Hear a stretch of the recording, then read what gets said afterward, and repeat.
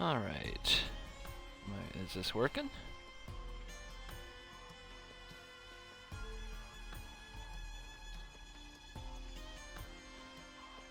Can anybody hear me? Or am I just talking to myself?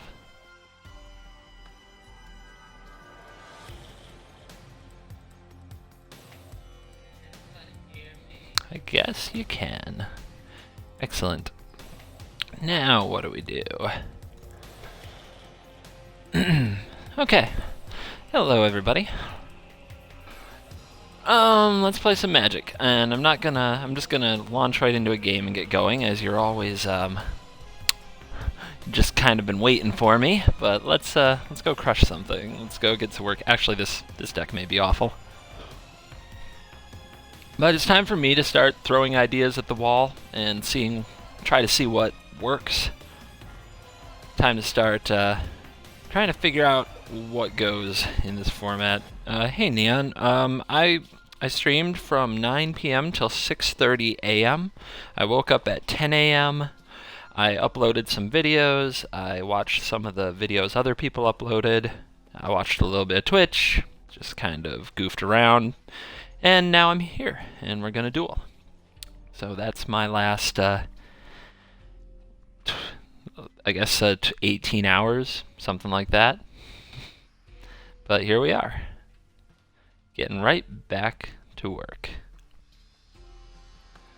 So now it's time to work on the actual question of what's good in the format, and we're gonna, of course, mess with the new cards and try to see if we can get those to function, but for the most part, we're going to focus on trying to get some synergistic stuff. So this hand is slow, and Double Efficient Construction may not be good, but Aether Sphere Harvester may be very good for buying time. I'm going to try keeping it. Did I watch the Nighthawk's video? I did. Gimmick Man passed out in the middle of the Grixis matches. I don't blame you. Those were long. It looks like the Gold Grinders are here, and they're just playing white aggro, which will probably crush us, as this is more of a combo-y deck. The Kratz deck is lethal. I even have a Nighthawk style Kratz deck queued up that I put together after watching that video. That's how excited I got. Well, just gonna take our beating. Yeah, I'm noticing lots of cheap white creatures kicking my butt, which is too bad. I'm trying to play with like improvised cards, and I've found them so far horrible against white creatures. Will you share any of it Magic Duel's Helper? I don't think so. That's one more place where I have to update information. I'm not saying I never will, but I'm definitely not going to run out to do it. Alright, so I guess we play Harvester. A Bonesaw off the top would be very nice.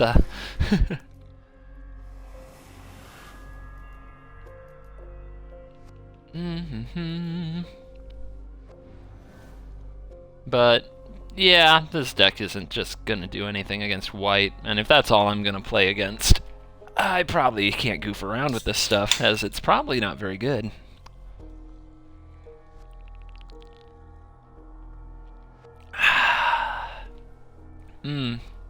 Fave so far? Are you talking about a fave deck? I wouldn't say I necessarily have one. So far I've gotten my butt kicked with most things. Just about whatever the opponents want to do just smashes me. So I have not even, I'm not even scratching the surface of doing good things with the new cards. That or all the new cards suck. It's one of those. And I would like to think that they don't suck. I would like to think that.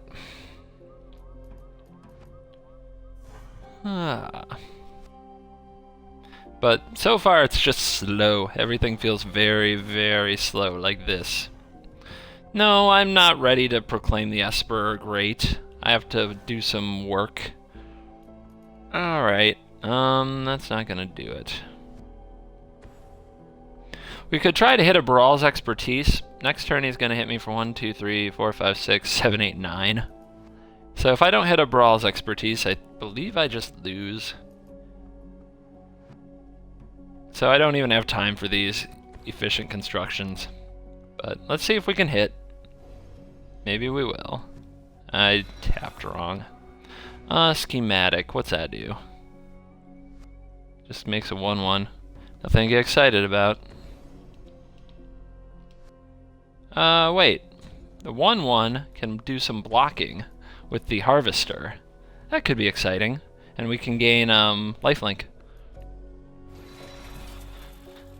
That's not terrible.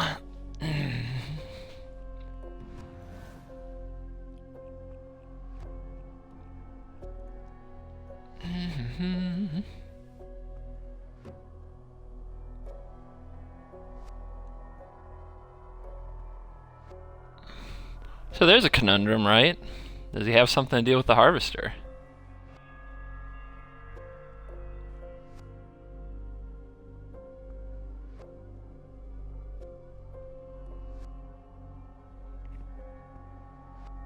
Odds of him having nothing are pretty low, but we should at least be able to get a crack in and some lifelink. But we shall see. Lone Rider. Okay, what you gonna do? Nothing! Ah! Okay, Aether Spear Harvester, thank you! Yeah, Nighthawk, who would have guessed? Okay. Well...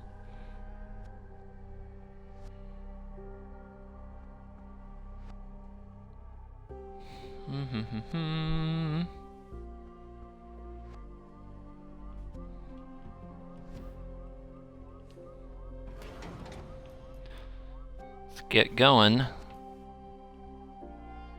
Although, I guess I'd rather draw the grid. There's a 1 of Gira per Aether grid, okay? Don't laugh. You pull out all the stops in these situations. And we'll get this out there. It's the most likely thing to get blown up by a collective effort, but I think we gotta take some chances. If we draw a Bonesaw, we want to play Construction and then Bonesaw. Sequencing!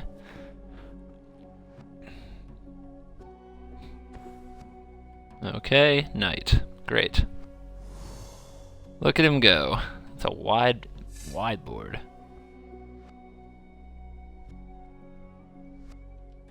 Let's knock out the one that pumps the team.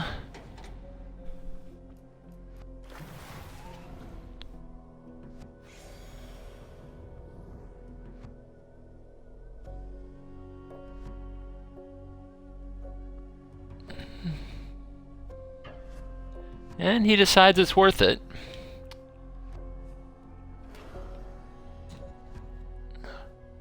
I guess I take out Gideon, right? I think that sounds right. Although, if I don't, well, what happens if I take... Okay, so I take out Gideon. Maybe next turn he attacks as a 4/4. Do I care? I mean, what's he gonna do? Try to force my token to attack? I can just tap it to crew. So I think I'm supposed to take this out and let him have his Gideon. I mean, I can eventually fly in and kill it, I think. So maybe that's crazy. I don't know. I'm gonna do it this way. Enshrouding Mist. Yeah, you are the man.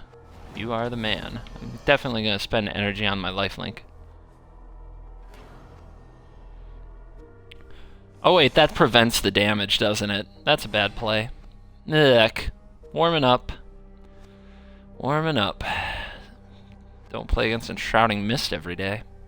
Wait, we need Enshrouding Mist. I feel like such a fool. I'm such a fool.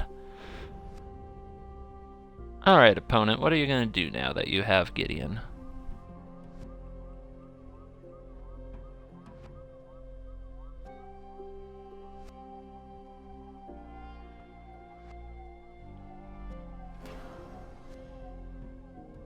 Sure, well, that's not gonna be a problem.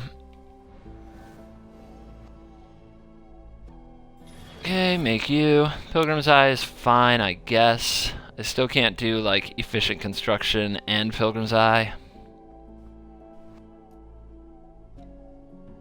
What about you? I can tap my Schematic, and I can tap the guy who would otherwise have to attack and cast it for 3. That seems good.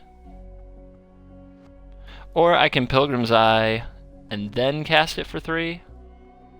That seems good too. Let's go this way. Is reverse engineer any good? I don't know. Let's cast it and find out. You're learning while I'm learning.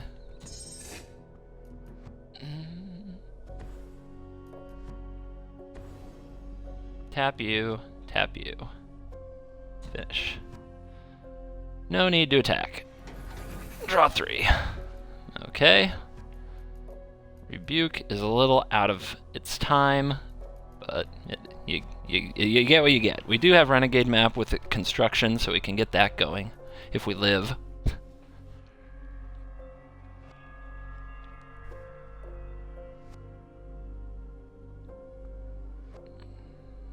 I'm gonna love losing this game to an Enshrouding Mist. That's just great.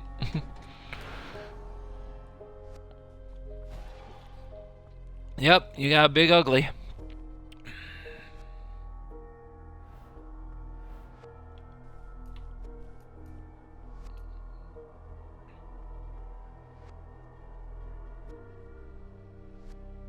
Our opponent is a very, very, very, very, very, very thoughtful white player.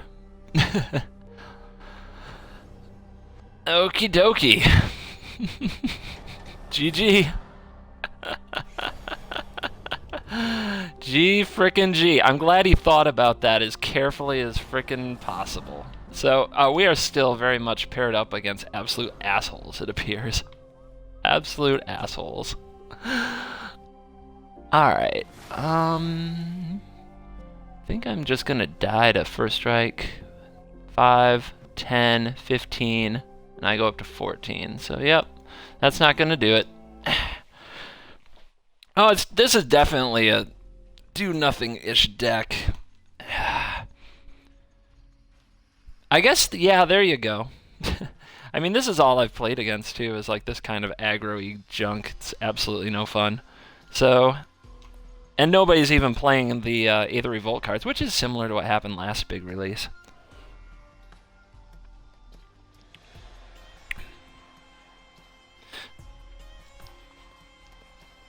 You just can't do nothing. Now, I'll work more on that in a minute, but I'm just frustrated. So, I'm gonna queue up Black Everything Dies .deck and get to work on that.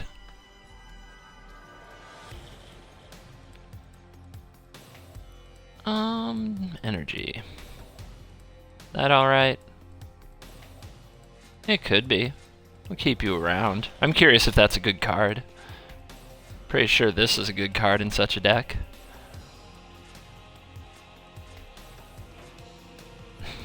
As long as we know the meta is just gonna be like no control and I'll throw white creatures at you, we can run these kind of decks pretty well, I'd hope. But of course, we'll probably, now that I say that, we're gonna get ourselves in trouble. We're probably not gonna run into those decks.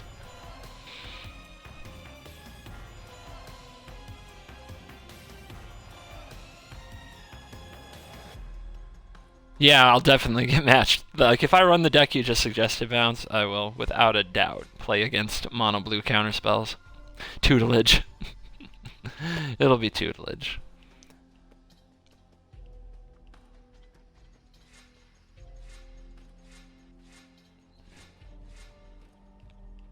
Oh, you and, you know, you guys. And you. Just having all the fun.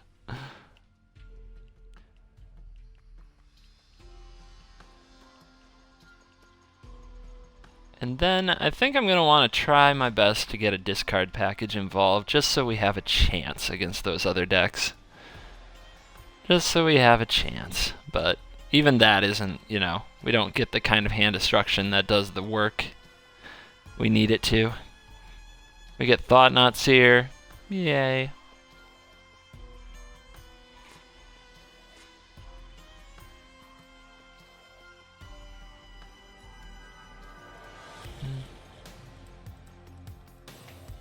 I wonder if the implements are good cards in this kind of thing.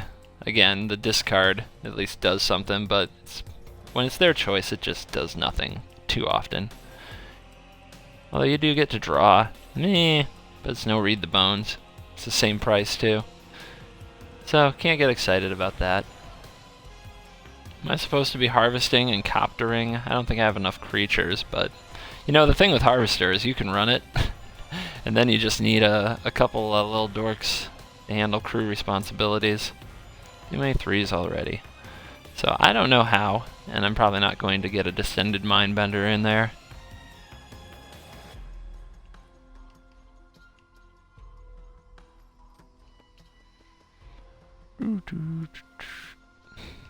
I can beat up on some...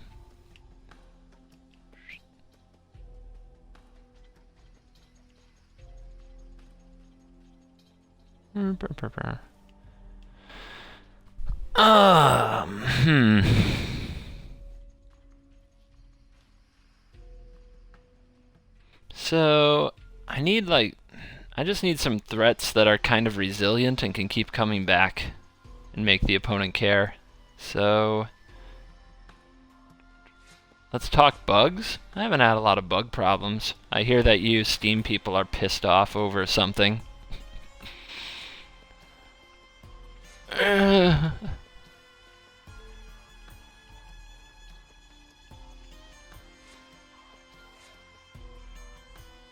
A couple more creatures for the Scrounger. A few more creatures would be nice, but at what point should we just be playing vehicles anyway, right? At what point should we just be playing all the vehicles? So, what we need then is like some kind of cheap creatures that we don't mind sacrificing or losing. We need some adequate fodder in the 2s and 3 spots. And then the deck just starts getting more proactive.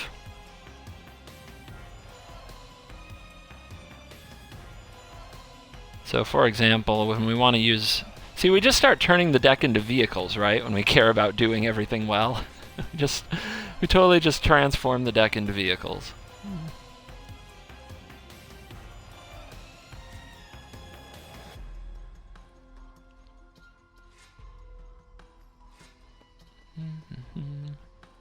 We got up to 16 dorks. Is that enough to make some of this stuff work? How many 3s do we have? Not enough for Heart of Kirin, that's for sure. Try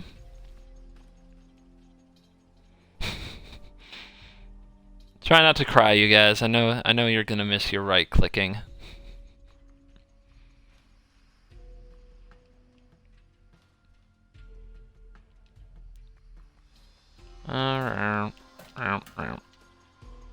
What I want in the deck,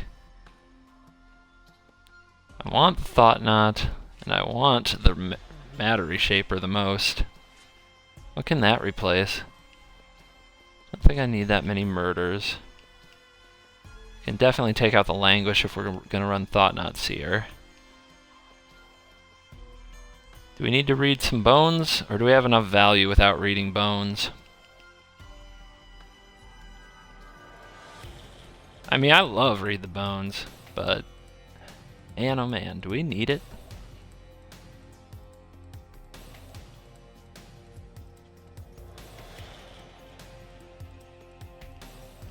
Yeah, I want the Fox because I want to merge it very badly into Distended Mindbender because I want to disrupt the decks that all the removal doesn't fix.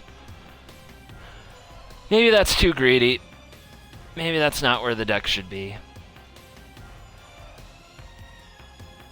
But in a way, Fox is like a Read the Bones that can crew. So it's kind of like one or the other. Probably not both.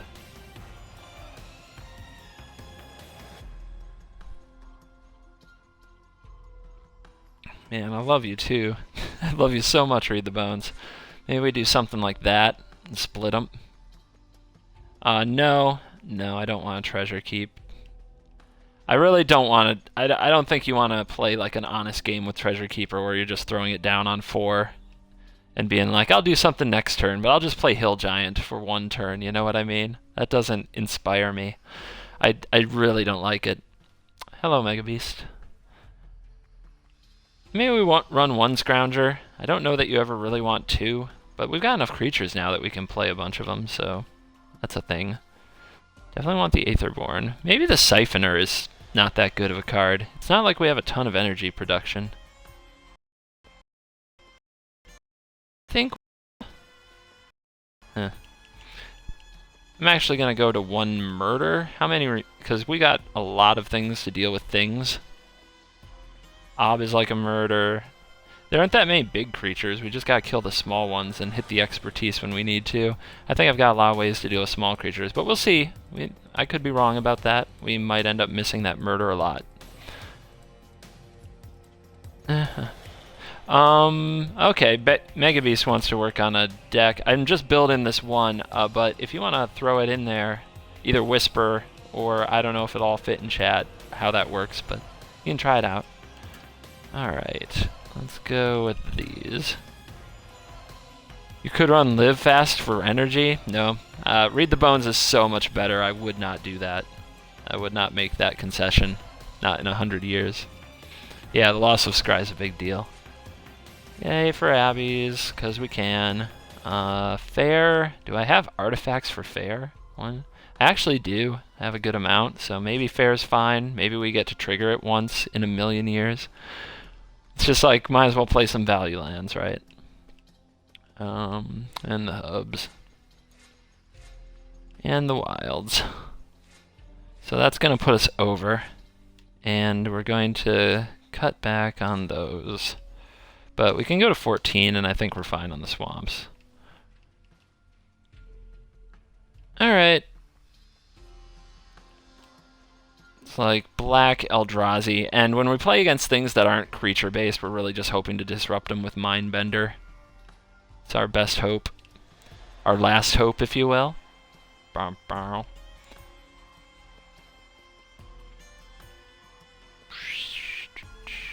I guess we'll run this demon. Black. Maybe I should run that demon. That's a great name, right? Should I run the demon? I might actually be able to play him with, I've got a little bit of improvise. I don't have a ton, though. I don't like the chances, actually, when I look at it, because most of my improvise stuff is dying anyway. Alright, let's go kill stuff. Okay, what's Beast got here? Deathcap, Cultivator, Sylvan Advocate, Druid of the Cowl, Gideon's Reproach, Declaration Stone, Thalia, Tracker, Gisela, Hydra, Veggies, Lord Gideon, Avacyn, Gearhulk. So it's a go big green-white deck. I can dig that. I can dig that.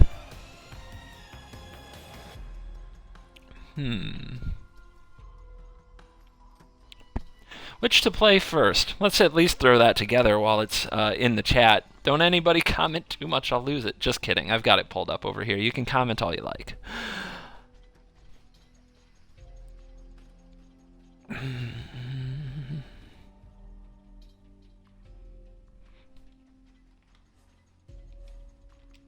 Alright, this awesome thing. Are there artifacts in this? Deck, Tire, Tracker, Gisela, Hydra, Veggies, Gideon, Avacyn, Gearhulk. I mean, I guess Gearhulk is, but nothing colorless. Okay. And let's kind of... I have such a hard time now with these filters. They're just not for me, man. They're obviously not made for me, and it's not the end of the world, but it's annoying. We don't have knights. We have... don't have any of this kind of stuff. I bet we have Deck and Stone. Yep. 2 of thems. 2 Thalias. Okay. It's kind of like a middle of the strategy, but that doesn't make it a bad idea. I've seen Thalia in a lot of decks like these, and every now and then it just disrupts what I'm doing so much that I can't mess with that deck. We're not running any SRAM's expertise, right? Nope, don't see any of that. Got Avacyn. Got Linvala. I didn't see any sweepers. 1 Bruna.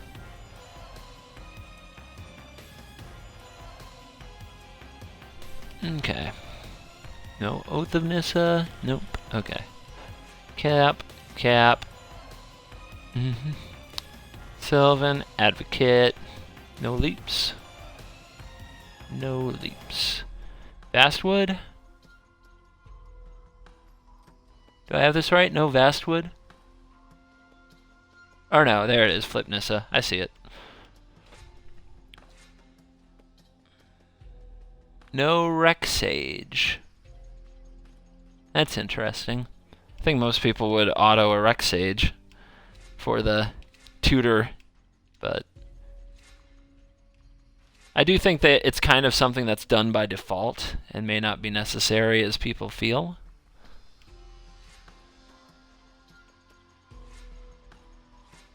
And Gaia for the, for bounce traumatization. I don't think there's any green and white cards. No, I don't see any. Alright, so what am I missing? I'm missing the 4 common.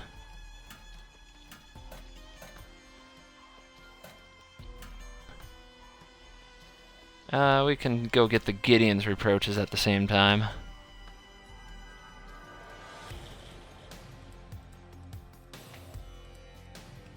Did I just... there we go.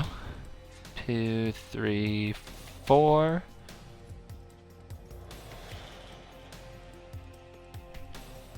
And...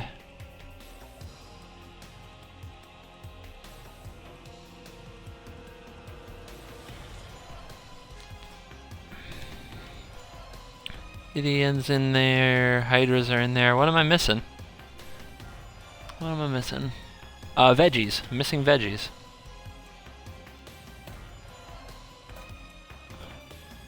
I know that Beast is pretty high. High on the Reproach. And it hasn't... I can't say it served me badly in the Esper of last season. I did run it a good amount in a lot of the builds. 24 land, so I'm missing a Johnny. That's the gold card that I didn't get. Hello? Ugh, God, this is annoying. Okay. Planeswalker. There. Ugh. Alright, so it's basically... It's a Druid Veggies deck, a lot like the green-black deck we played last night, although a lot more heavy creature-based, so it's going to be very proactive against control builds. Against aggro, we're probably just hoping to resolve a big threat, because we don't have any sweepers, which is... It might be a thing. We'll find out. Let's see. Depends on whether you want to run more black or white. White gets you Thopter Arrest, which does not belong in the same deck as a certain Baral. Hey, I made those adjustments. You watched. But you can do it. I mean, it's like, do you want to run Baral or do you want to run Arrest? They both depend. And like I said about that Esper deck, Bounce, in case you don't actually listen to the words I say, I didn't tune it to fight to face vehicles or what I thought would be a top tier. I tuned it to be very generically strong against whatever aggro decks I ran into. Because that's kind of all that Xbox is today. So, forgive me for getting snippy. You just seem to have a lot of opinions. But you can always go make your own deck. I don't have no problem with that.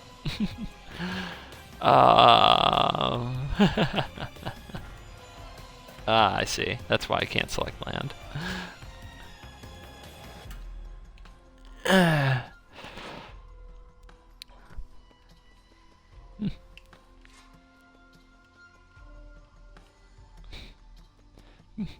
But you hyped up your deck, yeah. Of course I did. I'm excited about it. If I can't hype up my own deck, no one's going to do it for me.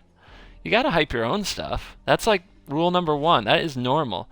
But just because somebody is hyped or excited about a deck doesn't mean that they somehow owe you a certain amount of performance with the deck. It might turn out to be junk. My decks turn out to be junk sometimes. That happens. That happens more than I like to admit. But that's the way it frickin' goes.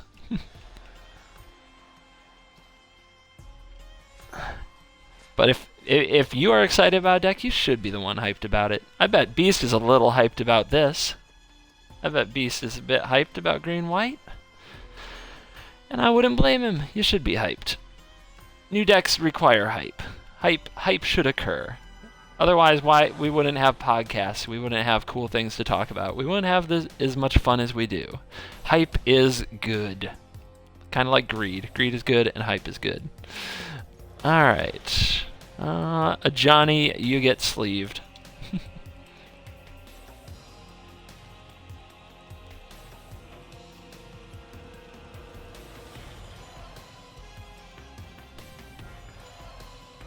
Alright, so if we can, like, definitely if we can get on the play, but if we can get a druid into something large, those aggro decks are just gonna wet their pants. I'm not sold on Reproach either, by the way, but I don't know what else to run besides Blessed Alliance. Well, let's see. I mean, so, in terms of discussion, now that we got Beast in here, we can talk it up a little bit.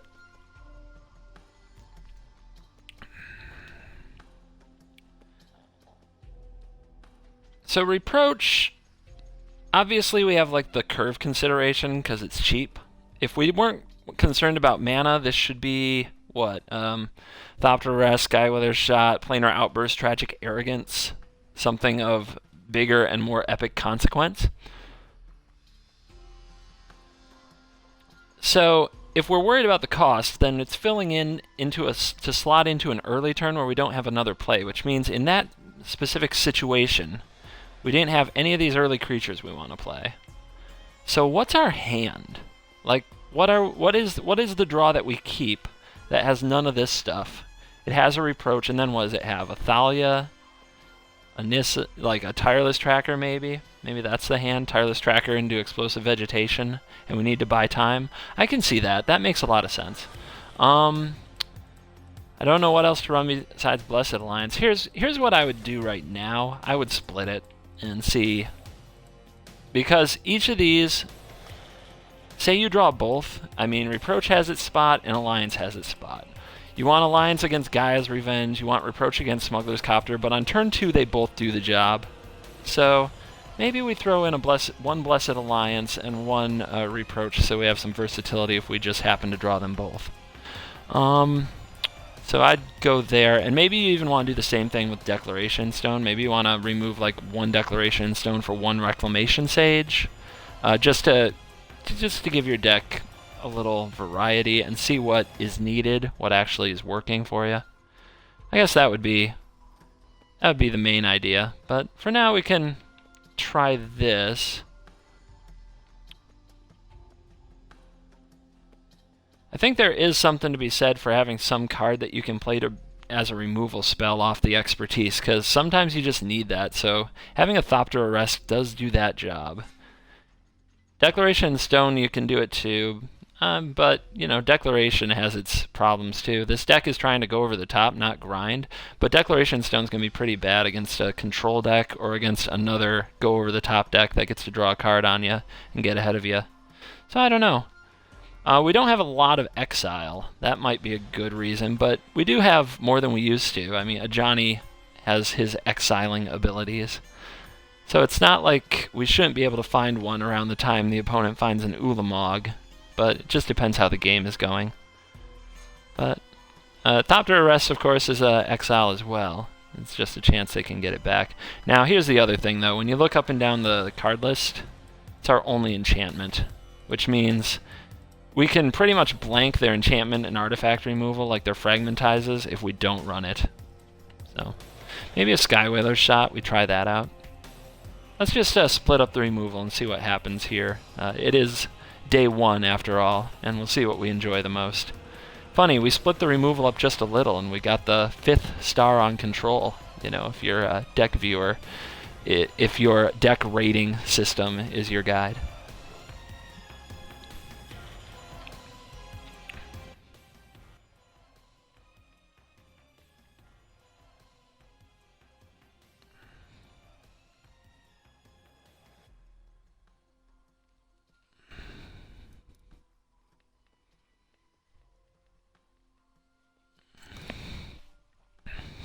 Alright, let's fire this up. You guys excited? We're going to try to play a turn, let's see, turn 2, turn 3. We're going for turn 4 Gaia's Revenge. That is the goal. Let's turn 4 Gaia's Revenge, the blue deck.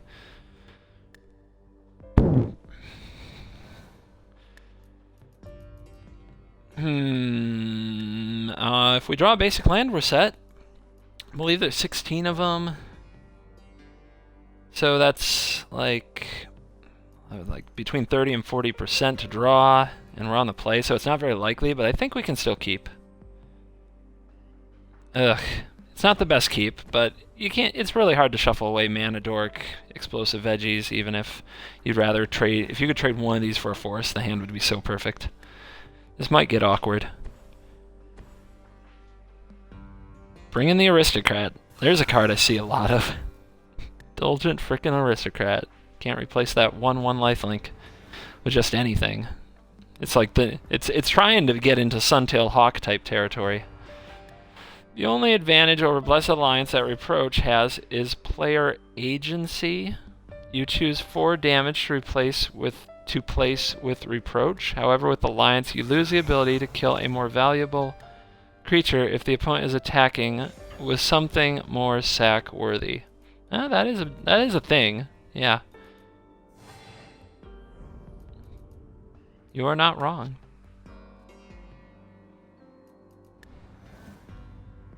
Alright, our opponent is running vampire.deck. Let's throw a druid in the way. His hand certainly did turn awkward, as we did not draw that basic or any other land, so maybe it wasn't keepable. Black-red vampires is curving out. Oh my. Blood Hall.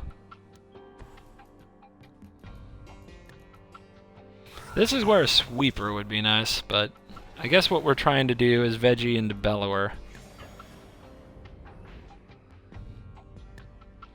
And this is where Druid is good, as it can jump in front of things. Alright, it would be really nice to draw land. Okay. Guess it's you, which is not great, as Nissa's basically a chump here. Yeah, I'd say you can't keep 2 land hands with the deck.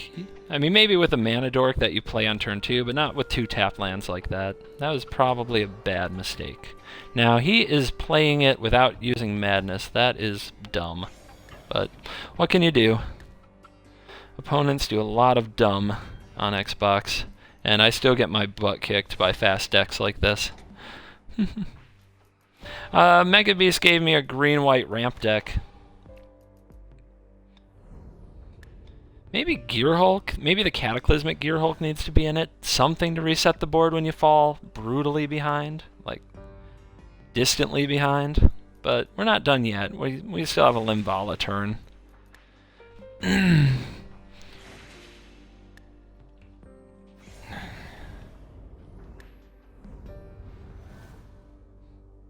That's probably the biggest change decks need this expansion, the mana base. You mean just to be faster? So, I mean, am I supposed to not play Sun? Yeah, I probably should have just not, oh my goodness. Yeah, this guy's got it. But I mean, yeah, all his lands entered untapped. So he can discard, and what am I gonna do? I'm gonna take 1, 2, 3, 4, 5, 1, 2, 3, 8, 4, 3, 8, and 4 is... My brain is having a hard trouble working. 1, 2, 3, 4, 5, 6, 7, 8, 12. He can put me to 1. Limvala puts me up to 6, and I only have 2 blockers. Neither of which kill anything. I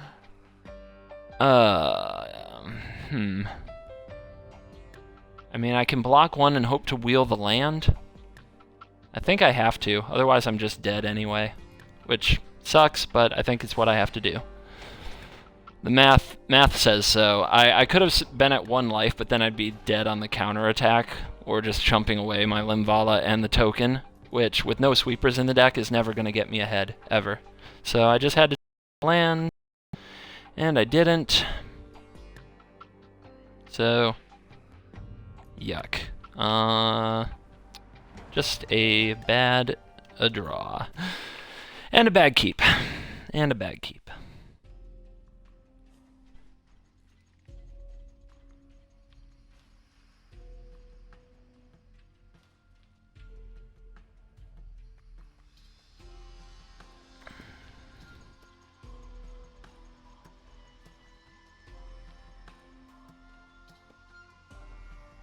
Alright. Try again.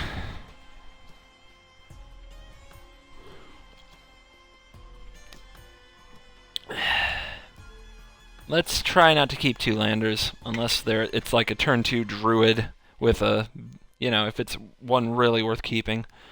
That one was 2 tapped lands, and that's basically what I think lost the game.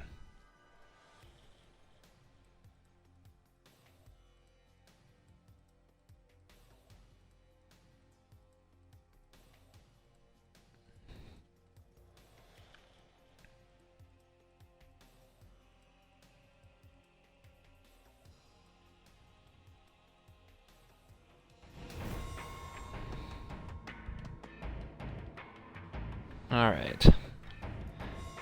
I need to wake up. Alright, this is slow, but with the declaration, I guess this is the kind of hand we keep. This is the kind of hand where Reproach would be great in that spot, too. No, it's all good, Beast. It was a bad keep. It was my fault. It was definitely a bad keep. Bad keep. And that's not your fault. That's my fault. Alright. I mean, if either one of those lands were untapped, or if I had one more land in the top 4, like that I could draw on curve, instead of having to use Nissa to go get my lands, then I think I would have stabilized and been just fine with Limvala and Woodland Bellower. But it didn't happen. So, variance loss, I guess. Happens all the time. Is this Angel Ramp? Sort of. There's not a way to dig out the Angel combo. You just... either you draw it naturally or it doesn't happen. So I don't know if that counts as Angel Ramp, Pyth. I don't know what you count it as. I don't like the odds here for Thalia. I think she's going to get shocked, but I'd rather she got shocked than the tracker.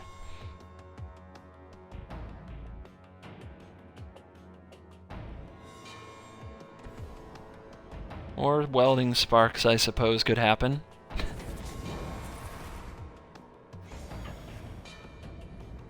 Who knows?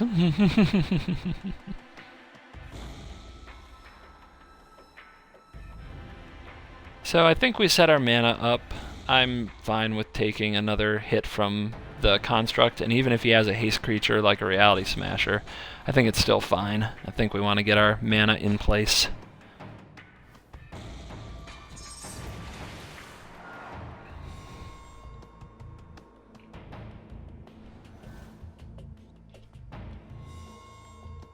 The problem with turn 2 Dork into turn 3 4-drop, as much as we love it, Cultivator is still super vulnerable. Hey, that's nice of him.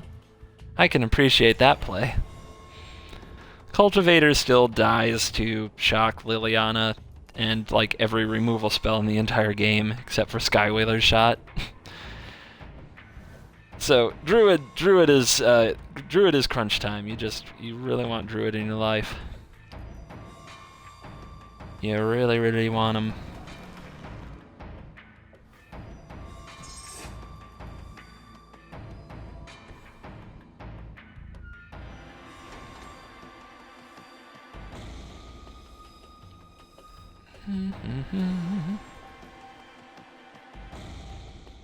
Okay. Nissa's on Nissa's, baby. And your board go bye-bye.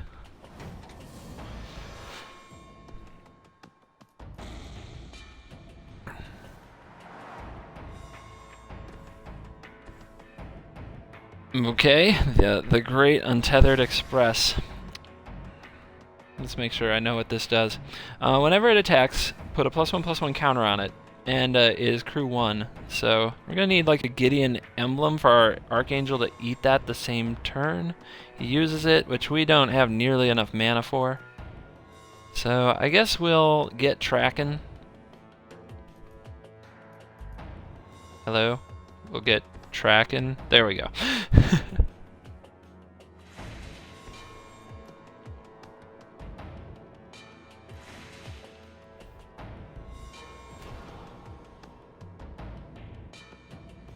Oh, hello. Guess if I had done that first, I'd be a happier camper. I really thought I would. Obviously, I was far more likely to hit a land off it than a Gaia's Revenge, so. Right play statistically, just a feel bad moment.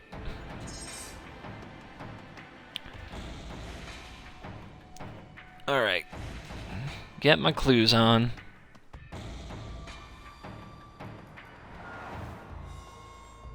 Obviously, extremely favored from this spot. Not sure exactly what our opponent could come up with. Siege modification.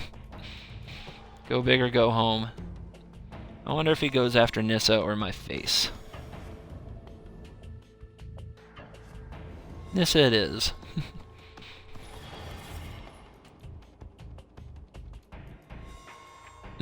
Look out, Bounce. It's siege modification.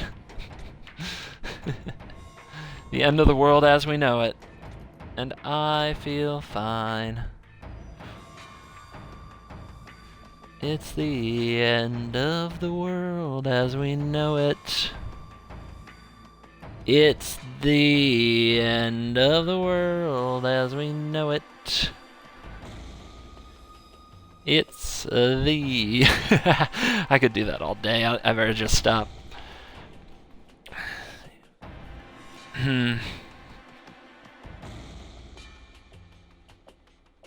Could he kill me next turn? Chandra's Ignition could kill me. But I don't think I have a way around that. I think I just lose to Chandra's Ignition if that's what he has. Yeah, I don't really have a solution to a play of that caliber. Of course, wait, Archangel Avacyn saves me from Chandra's Ignition.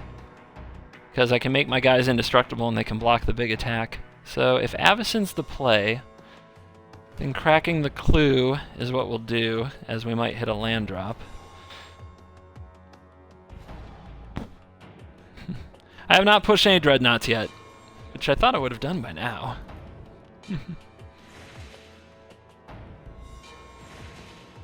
And I guess I'll draw again, as I may draw a removal spell.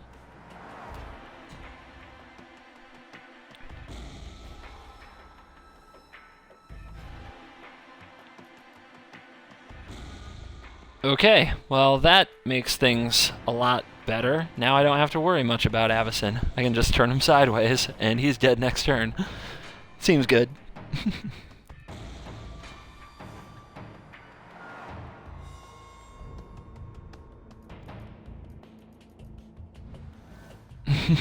Yeah, that did it, huh, Stringer? You just wheel and deal a Blessed Alliance. There's a walking ballista. Okay. That can deal 3 damage to something.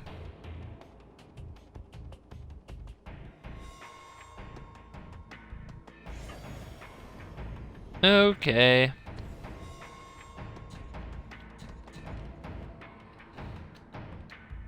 Say goodbye to your little friend.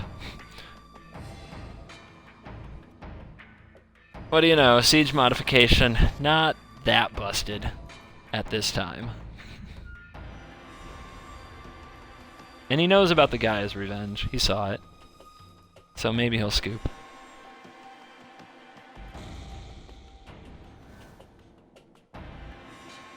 Dun dun dun dun dun dun dun dun dun dun dun dun dun bum bum bum bum bum bum bum. Ba-da-da, ba-da-da. Crushing it.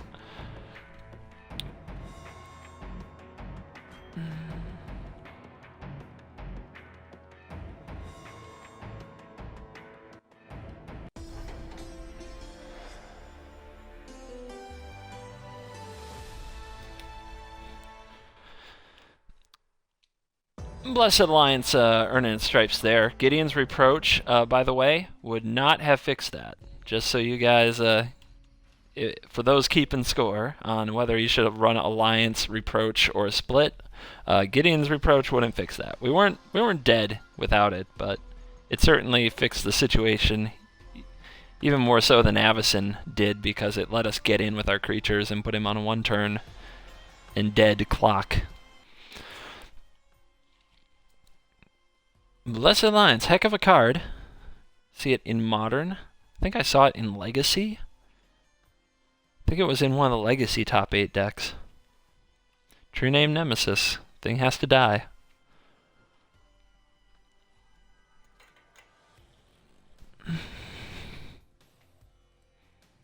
And of course, still holding it down for all us Magic Duels enthusiasts. Alright, Matt the Elder is coming out to play.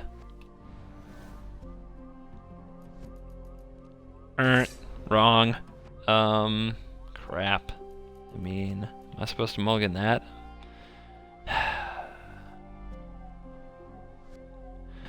Keep her mulligan, guys. Keep her mulligan. Okay.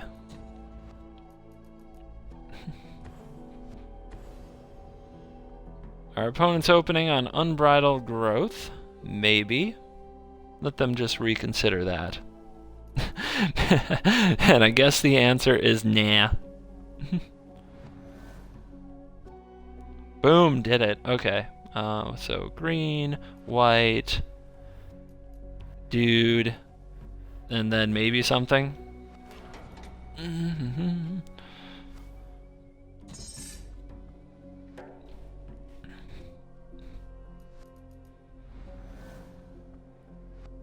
Oh, Pive got in there. He thought I should keep that hand. I think it was really slow. When your first play might be a Thalia Hydra, all your opponent needs to do is put on some pressure and have a few ways to sweep your creatures out of the way to kick your butt. Thalia on the play and Thalia on the draw are pretty different animals most of the time. Man, 6 and a 7, no explosive vegetation in the middle. Oh god, not Nature's Way on the death cap. See, wouldn't have worked on the Druid. Wouldn't have worked on the Druid. And no, it's not slower. He says it's slower. I had a 2-drop. What are you talking about? No, the cultivator was in the hand. People with their facts. I drew into the untapped basic that let me cast it on turn 2. That is a fact.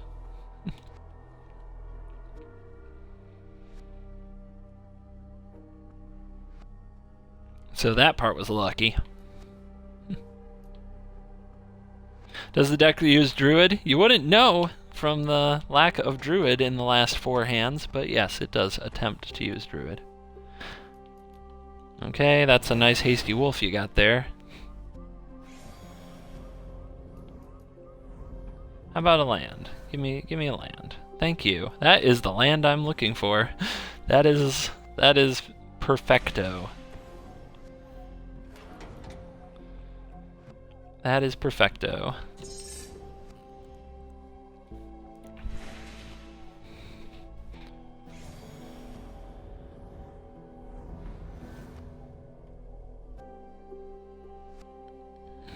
Now what you doing, wolves? What's coming at me? How you want to play it? They want to take an Oath of Nissa. Joining that Gatewatch, are ya?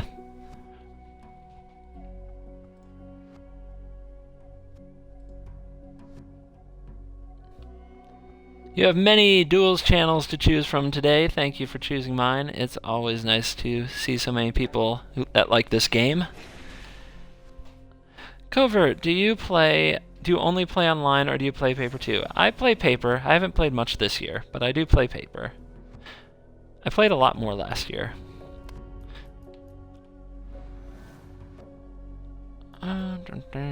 So that's something. I guess we sort of want to hit lands though. Let's draw some cards.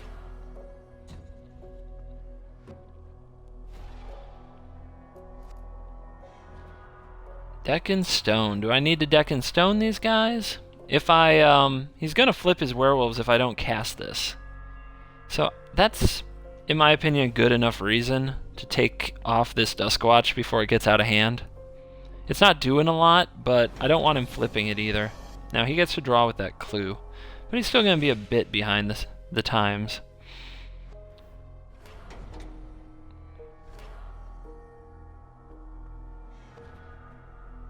We put up with the game. Like is a strong word. Oh, come on. They fixed Xbox matchmaking. That's gotta be nice. Feels nice to me. Alright, I still want to value my life total because I'm confident I win the long game, so I don't see a need to attack. We want to make him move Thalia out of the way before he can attack because we have another one that we want to So if he finally jumps through a hoop to kill it, we can just bring it out. Bring out the next one. Okay, that's a play.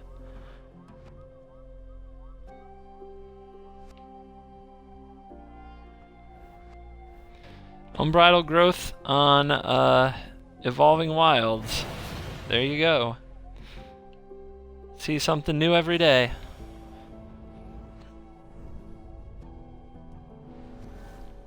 And I thought casting out my Aether Hub was cool. There's our druid.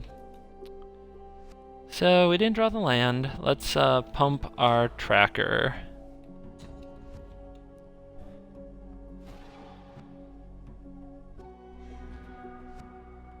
Boo. Okay. Yeah, I'm still just gonna hold my tracker back. The longer he goes without attacking me, the more likely I am to win. No rush, no need to just try to get 5 damage in just now.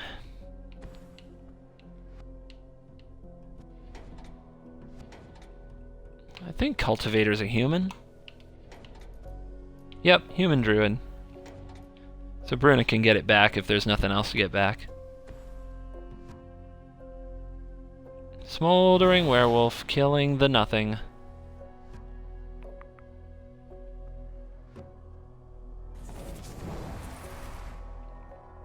Avocado wants to know all about the game-breaking exploits on Steam.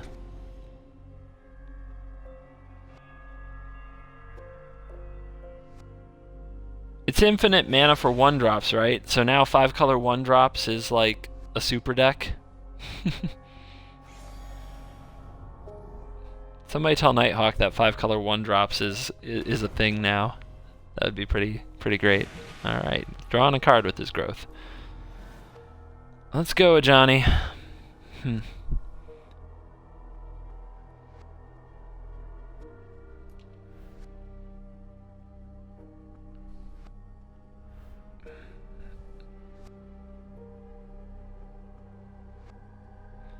I feel like he really could kill a Johnny, though. Put all non-land permanents into your hand.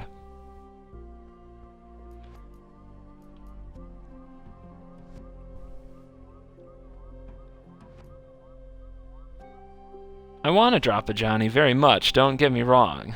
There's nothing that sounds more fun than dropping a Johnny and plussing it, but I don't want to minus it. I don't really care about these targets, and my opponent is only like a pump spell and a Nature's Way away from getting through and killing it if I minus it. I think that's pretty unlikely. I think we will just play it and plus it. If the opponent has the resources to kill it, like a Titan Strength is really all they need, but then they spend their whole turn doing that, and hopefully a Johnny hits some stuff. Hello. We get a Gaia's Revenge. And the opponent would have to throw away 2 creatures, so that's a good deal.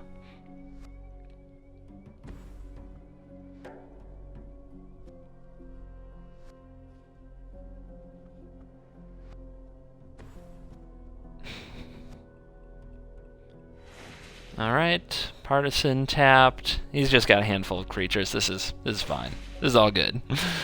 A Johnny's gonna have a good old time.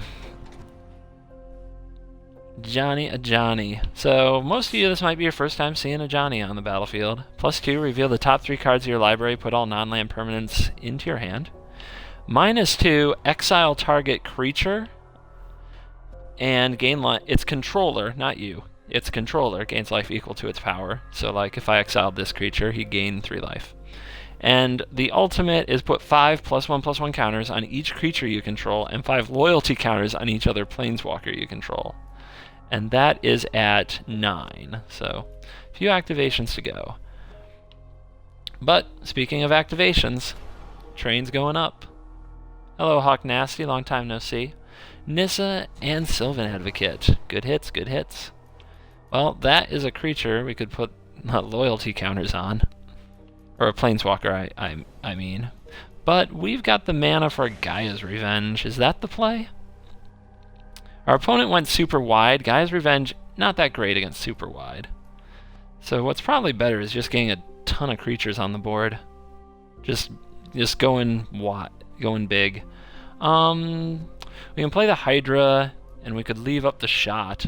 I guess that prevents any, like, pump my dude to infinity with pump spell ridiculousness. And we leave a clue crack open. That's fine. As long as we get the ultimate off on a Johnny, I don't think it's remotely possible for us to lose. And I think our opponent might try to do some shenanigans this turn with flipping one of these flip wolves. What's your reason you don't play a sweeper in this deck? What do you got, Mega Beast? What's your reason for not playing a sweeper in this deck? Guess we'll just kill it now before it flips. He gets a 2-2, but it's tapped and I don't care. And you can go to the bottom. You are well past your point of usefulness. This deck is almost entirely the Mega Beast concept, so that would be a question for him if he's still lurking somewhere, listening. Lurking and listening. Okay, nothing. That is sad. That was not fun.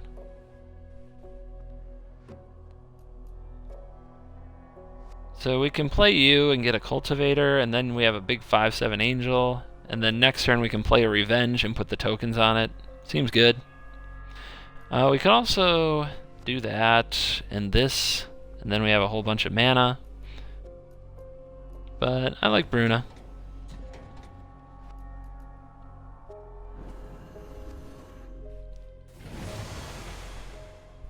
Throwbacks to Baral's expertise on the Wolves yesterday, although that was much more dramatic as we gave him 3 tokens. That was a pretty epic, like, oh crap, what have I done moment. What have I done?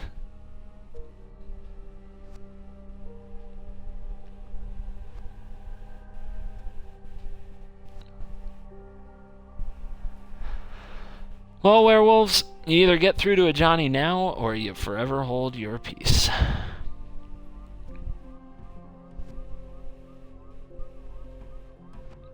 Beast says in terms of the sweepers, I usually have a higher value board than my opponent, but I could get behind a sweeper.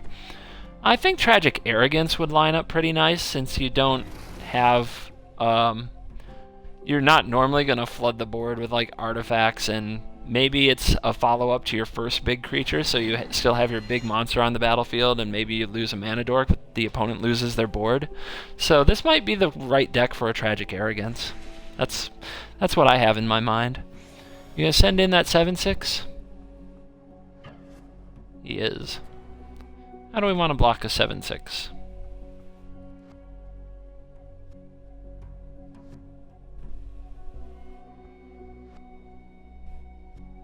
I think we'll just throw the Cultivator in front of it.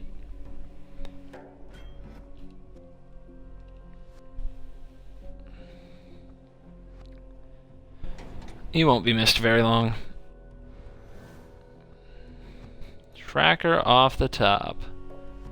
Alright, Revenge. Johnny. This is 5 +1/+1 counters on each creature and other planeswalker I control. So he's going to take 10 in the air, which means any attack for anything for 10, he has to chump block to stay alive. Can he kill me on the backswing? I'm at 18. So if I attack there, he has to block, block, block. So that's block, block, block. Then he has on the crackback 1, 2, 3, 4, 5, 6, 7, 8, 9, 10, 11, 12. And I have a Thalia. So I think we pressure his board now. Oops, not like that. Yeah, I think we just do this and put him in the Abyss, because if we're blocking with those creatures, they just kind of eat another creature anyway. So now he's in the triple Abyss.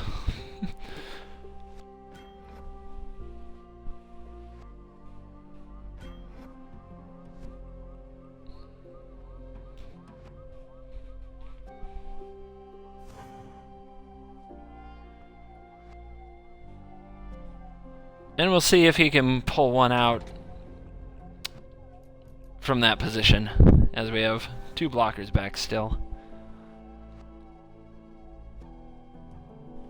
We didn't attack with the Thalia because he could have just taken the damage. The other ones he was in force block mode. Alright. Them smoldering werewolves, man. Yeah.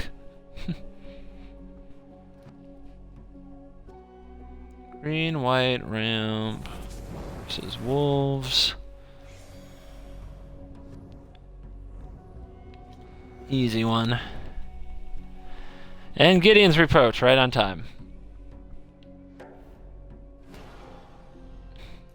Does Hydra get first strike off the pump? No, I don't believe so. Unless I don't read cards well. Let's see. Oh, I can just attack him in the air. I'm goofing around for no reason.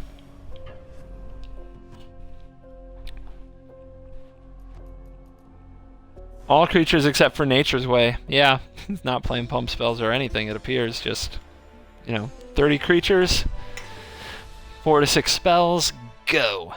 Everybody in. Everybody in.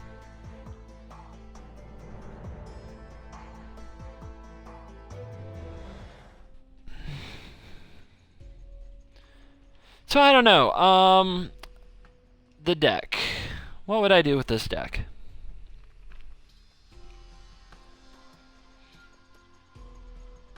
I like the idea of a Tragic Arrogance, although the Cataclysmic Gearhulk might be right, as it kind of fits the big creature strategy.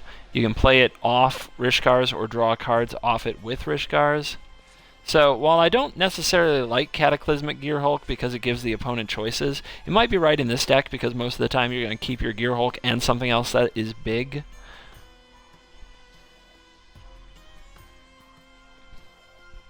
I'm freaking loving Herald of Anguish. Well, good for you. Enjoy.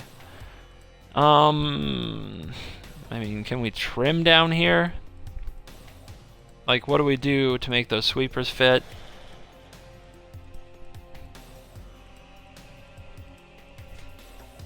Maybe we remove that removal spell, and I want to remove something bigger. And you don't have to do this, Beast, but I think I would pull out a Gaia's Revenge. I think the one, you just try to find the one for the right deck, but I really want things I can play under a Rishkars. I really want the curve of like a turn 5 awesome card that can Rishkars and play another turn 5 awesome card. And that's pretty limited in this deck, but it's not undoable. Alright.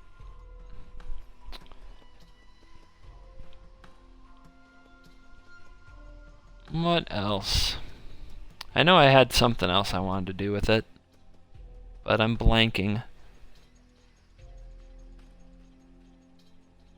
Oh yeah, I would probably... I mean, Thalia was really good last game, so that's actually a really tough cut. But I want to get the Cultivator's Caravan in there for when you don't have like the smooth draw. The Caravan can get you right into 5 and 6 nice and quick too. But maybe you don't want to do that because you don't want to give your opponent's Reclamation Sage good targets. So I can respect that. Colossus, I think, is a card well past his prime. Well past his prime. He's not a card I'm looking to use. I feel like this deck could really use a Eldrazi Displacer when you get up to a lot of mana going on. And throw in like a Waste or something. But Selfless Spirit's interesting. I don't know. I want to try out the walking ballista, because when you're ramping out a bunch of mana, that thing seems like it could go to work. And it is also, a play that you can make on 4, but it's flexible. You can also wait till 6, and then it gets incrementally better as you go. You can also make it on 2 to slow down an aggro deck. So I don't know. I like that idea. Now it's apparently a controversial card, Mr. Ballista here, but I'm a fan.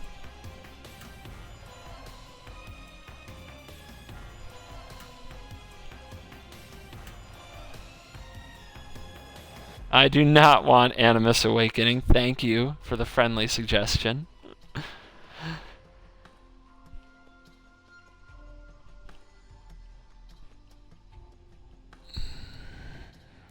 deck has 24 creatures. That's a lot of beef. That's a lot of beef. I would really enjoy like a creature tutor to have the right card at the right time, as we do have a ton of variety, but I don't think that the ones we have are right for this.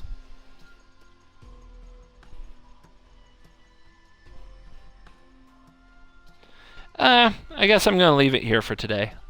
Interesting deck. Potential, probably would have done just fine in the first game if I had kept a better hand, and the next few games weren't the most competitive. And that's partially the deck, that's partially Xbox. More work needed.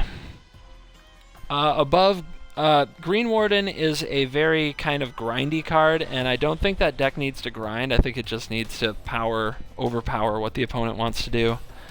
I think Green Warden is a different kind of card than what that deck needs. It's not that that card will do a bad job.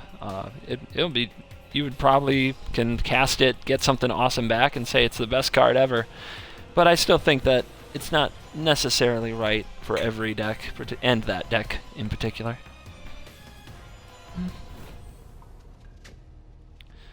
Necro Fairy, yeah. No. You, but we do have Siphoner on turn 2 and a hub and a grasp, so. Alright.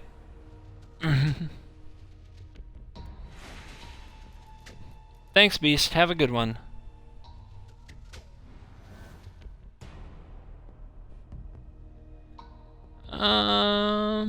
Yeah.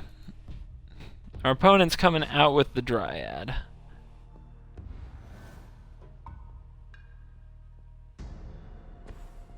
I was messing around with green-black counters, but time to take a...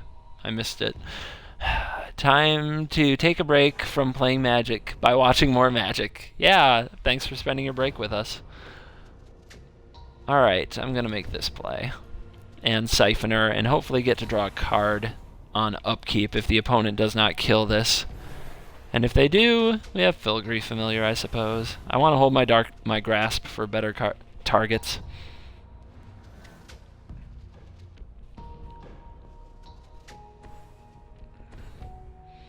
Okay. Good, good, good. Visionary in the house. Now, does he hold back so that he can gang block me? Probably. This is going to be, if this works out, it's going to be my first card drawn off Siphoner, if I get to do it. Oh, he is attacking. He is staying aggressive. Let's see if he has a shock, too. To break my heart. Oh, here we go. Here we go. Here we go, yo! Pay 2. Draw me that card. Yeah, more land. Love it. Thank you, Jesus.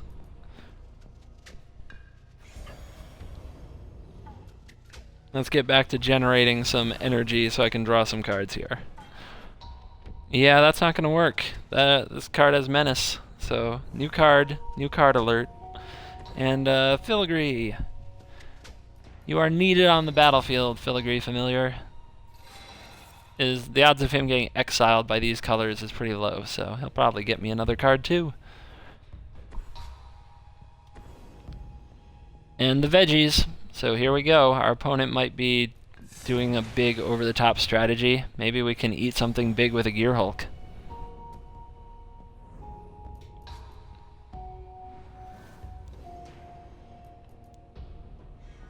Can't draw this turn, but we can Grasp of Darkness you, and attack again.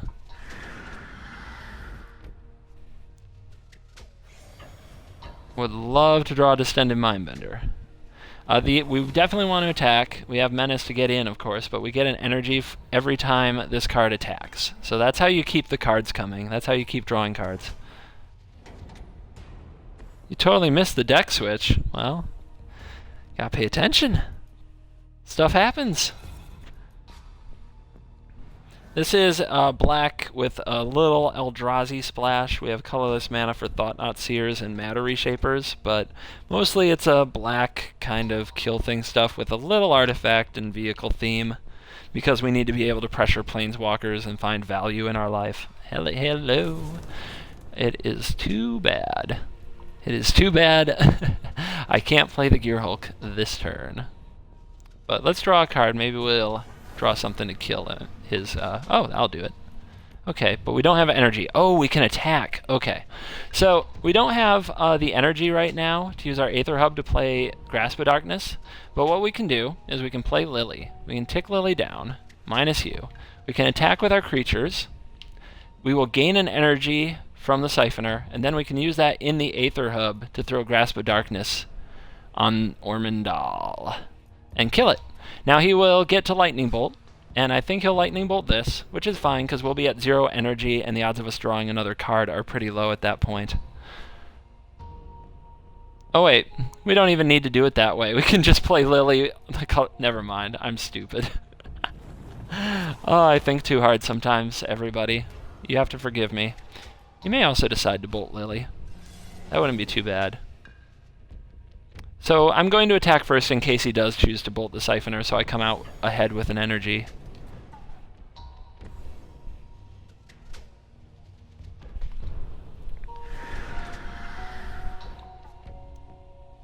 He might bolt Lily, though. And hopefully he has another big thing we can eat with a Gear Hulk next turn to just warm my heart. He does go for Siphoner.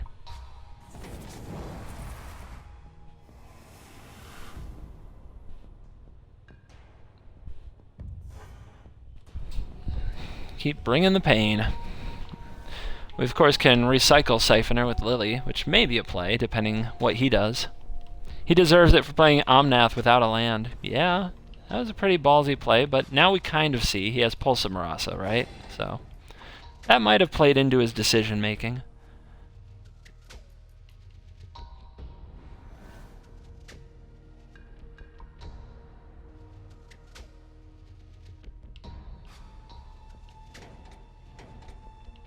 Okay.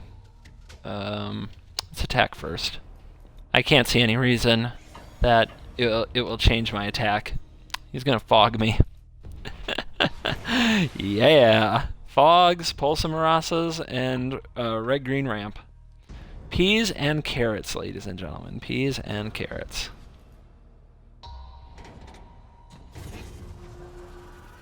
Didn't hit any other creatures. That's a bit of a bummer.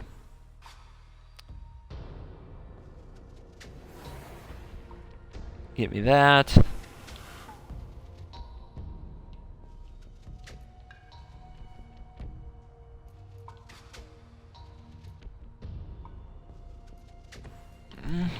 Alright. We got rid of an expertise and a harvester. Not going to miss the expertise. The harvester may have come in handy. Oh my. Okay, well that's a way to go. That's something you don't see every day. How do we want to deal with that? Well, let's draw some cards. My God.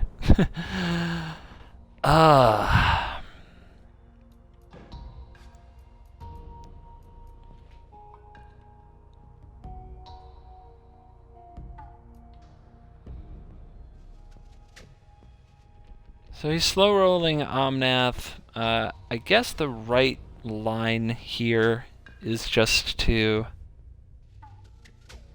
go for some Westphale tokens.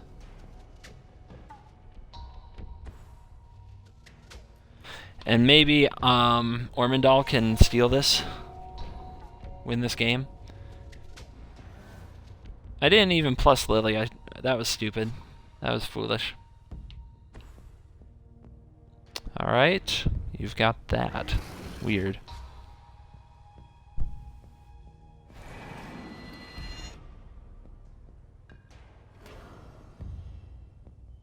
Okay.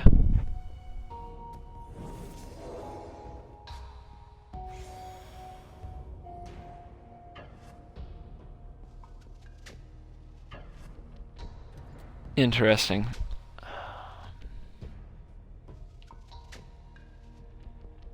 So what do we have? We can jump here. We can just take it. We can try to set up Ormondal. I think that's fine. I don't Yeah, I don't need to block.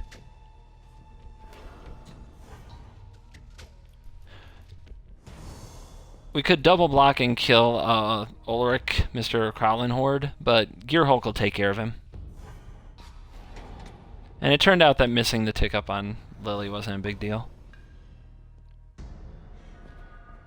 Jeez, oh Pete's. Flood is real.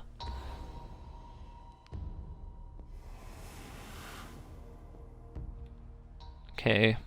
Will look like we still have a fatal push in our back pocket. But we're playing Gear Hulk. That'll gain us 4 and get this thing dead. Destroy. Thank you. No attacks. We don't want his devils picking off our 1 toughness things. Want to be able to threaten Ormondal. Yeah, because he's going back to Omnath. So we got a Battle of the Legends.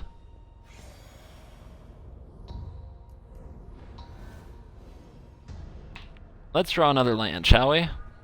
Yep, we shall. What do you think? Do we activate?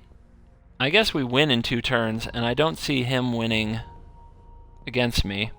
Now he can play, if he draws a land, he can play it and give it haste. That's a big deal. And then he attacks for 1, 2, 3, 4, 5, and 14, but I'll have a lot more life than that. Yeah. We just do this. It's time. We're not going to win the long game. Not the way that we drew this game. We're not going to win the long game, so we have to go for it right away. Draw a card. Unreal. Fix our Ormondal. Bring the pain. And see if our opponent has, like, something crazy, like a Chandra's Ignition to pull the win.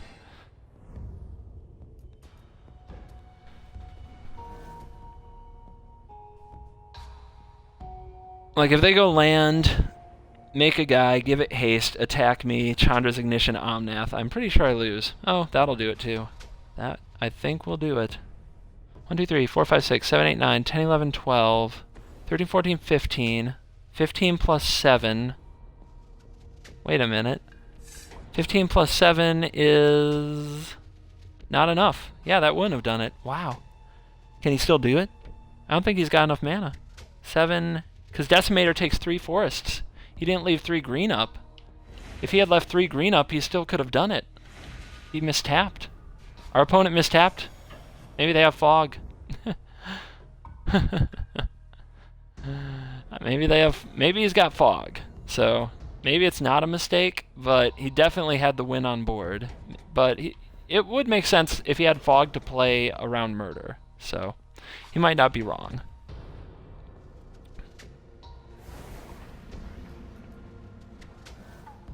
And that, wow. 1, 2, 3, 4, 5, 6, 7, 8, 9, 10, 11, 12, 13 out of the 24. Yeah, that sucks. Alright, well, fog is fog, and dead is dead.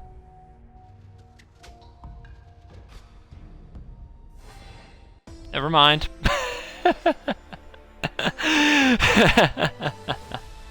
We drew 14 lands, because Ormondal is a land, and we still went the distance. Flipping Ormondal in our kind of control-ish black deck.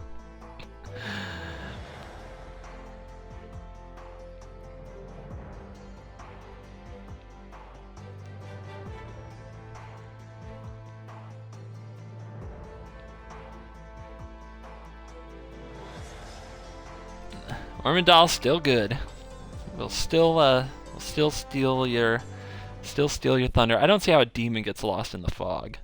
I mean, that's totally not demon-like.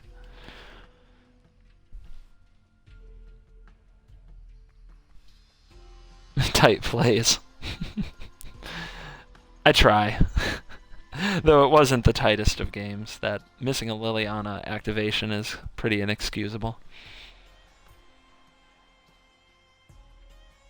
Our opponent missing land drops on some of those big turns matters, but hitting your 8th land drop with Omnath is never a guarantee. You're already asking to have drawn 8 of them.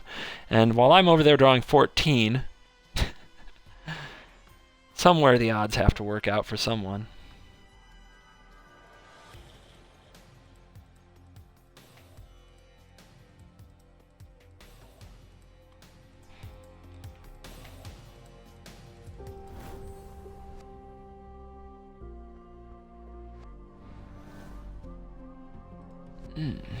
Alright, what do we got here?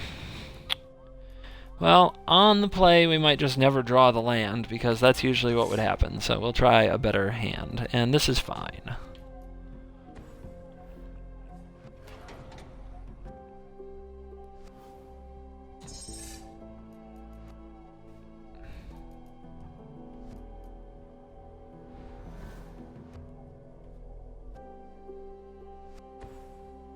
And opponents coming out with Sunpel Grove. They've got 70-ish cards. They've got Black Lotus sleeves.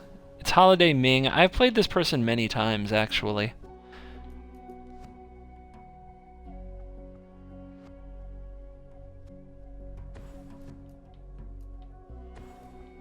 Get to work, Thopta Thopta.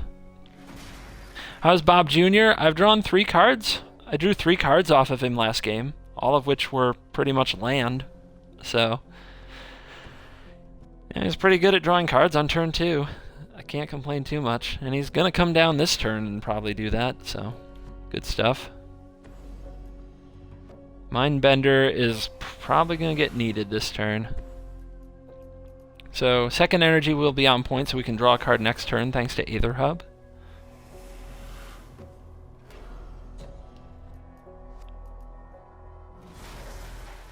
Real question is, what would we discard out of this hand? We don't have a way to set up push, and he hasn't played anything pushable, so maybe push is at the wrong spot.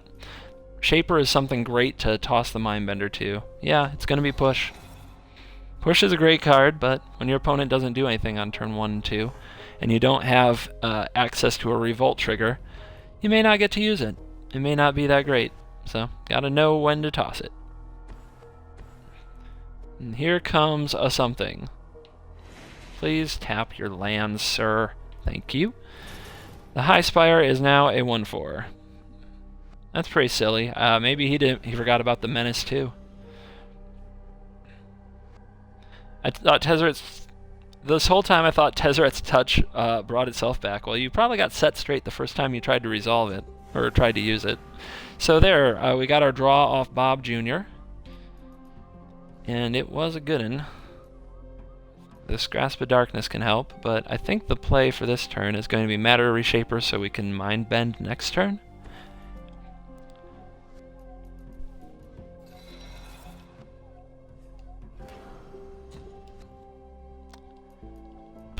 Our opponent can block our Smuggler's Copter with the Reach guy, but let's loot anyway. I don't think we're going to need Yahenni's expertise based on the first few turns of this game, so I'm happy to loot it away. And we hit the Evolving Wilds, so we can get that out of our hand and have an untapped land for next turn. Yeah, you can't block that. It's got Menace. 2 for 2 and players forgetting this card has Menace. It's like Goblin Glory Chaser all over again.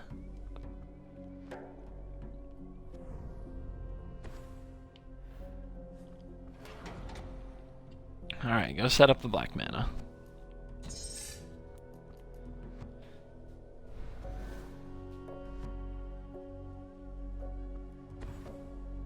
Man, it's Oath of Gideon, so green-white tokens from our opponent. If they're missing land drops, we don't have to worry about Westvale Abbey very much, but they probably have something good in their hand if they kept a hand that's behaving like this one. Oh, that can pick up some tokens. So we got options. I would love to get in again with the Siphoner and get another energy and possibly draw a card next turn, but against a board, it's not very good. Mindbender is gonna cost 4 off of this guy. Let's crew Copter first. We may still yet attack with it. We might, for example, hit a swamp here. I'm gonna play this Abbey, and I'm gonna use the colorless mana. to emerge the Mindbender so that I have a black up. So if I hit a swamp, I can cast Grasp of Darkness. There we go. Yeah, mono black. It's got Matter Reshaper and it's got Thought Knot Seer. So wow, look at this hand. Look at this hand. I think if I take the effort, he doesn't have a way to deal with the 5/5 for some time. The Nissa is going to be a pain in the butt, but we can handle it. Yeah, we can handle it. Call the Gatewatch is going to be slow. From Beyond is going to be slow. Evolutionary Leap going to be slow. Yep, hit the swamp. Like a frickin' boss. Now what? If I grasp you, then I can get in with my Copter. And if I attack with the Siphoner and you double block these guys with these guys, then I can then you have no board to go with your Nissa. So I think that's great. I think that is just great. If he doesn't, we get to draw a card. So it's kind of putting him in a vice. Yep, that can go. Nothing changed the play. Nissa's not that good, and neither is Evo Leap if our opponent doesn't have creatures on the battlefield. So let's try to take them away. Their hand is Call the Gatewatch, From Beyond, Nissa, and Evolutionary Leap. If he gives up both of his... Yeah, he's giving up both his tokens right here, then all of those cards are kind of stupid. They just don't do anything without creatures around. And his next smattering of creatures can face the Walking Ballista. I just want to call this Batista. Does that bother anyone? Like from the wrestler Batista? I walk alone, birder. Hey, he still didn't hit a land off his Oath in this, so that's got to be heartbreaking. Ouch. Yeah, that wouldn't be the first and probably never the last time I would make that play, by the way. We can take the concession. We can accept that concession. That game's pretty much over. I walk alone.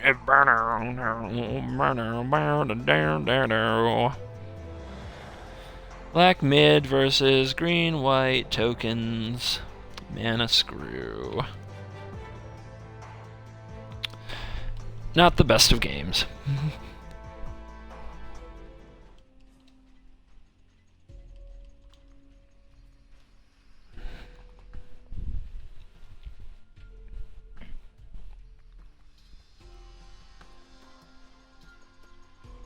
I think what I'll do after this game, of course it depends how I feel, I could change my mind, but right now I'm thinking we'll do some cars that drive themselves. This might be the same guy. If so, he's probably sick of me.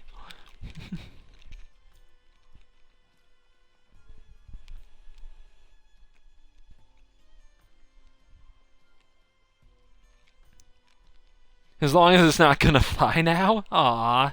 Stringer! I like Gonna Fly Now. But I'll put on, so I don't get stuck in my head because you mentioned it, I'll put on some other music. Yep, Holiday's back. Holiday's back. He does play a lot. I know it says he's rank 1, but he probably just got started playing today. That hand's crap, that hand's crap. I guess we'll try this hand. Hopefully Siphoner can get in a few times with Lily's help.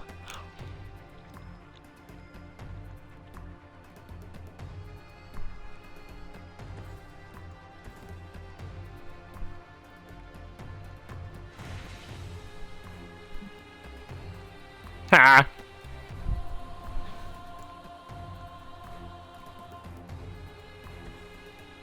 Alright, a little behind, but it's gonna be fine.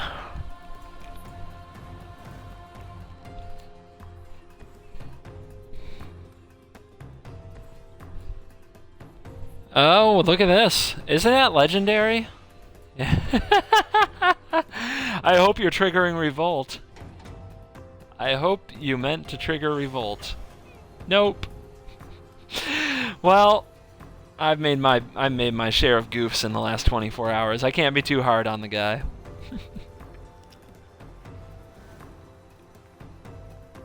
Okay, well this means that I can draw a card next turn, so this is excellent.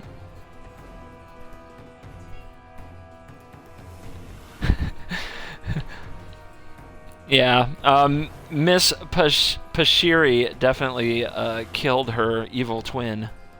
Evil twin? Nighthawk! How did you do that? That was perfect. That was like with the words in my mouth. Oh my gosh. That was amazing.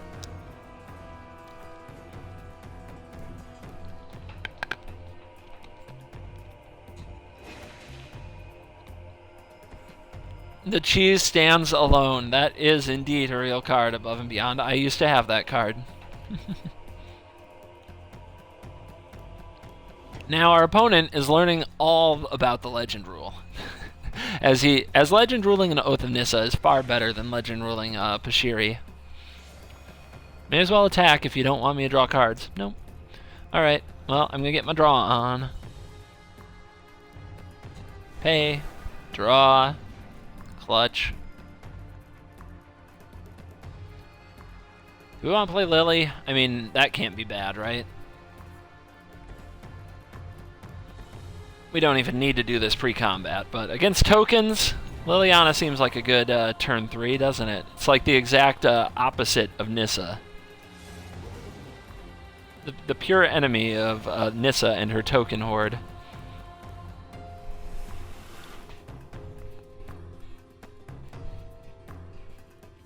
Yeah, that's probably true, Nighthawk. It well could have been a misclick. I've definitely been there too. That is quite fair.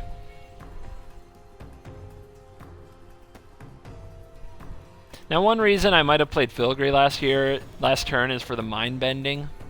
We'll see if that comes back and bites me or not. So, no card draw this turn.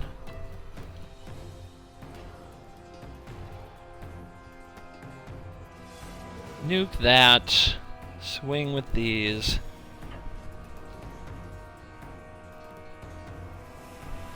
Two energy, so hopefully we get to draw a card if it sticks around for the next upkeep.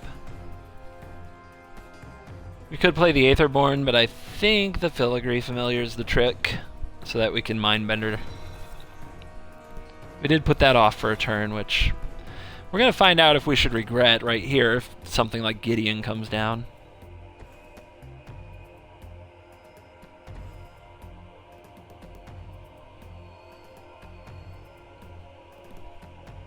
Yeah, Bob Jr. is only a Bob every other turn. It's on its own. It's not self-sustaining with energy enough.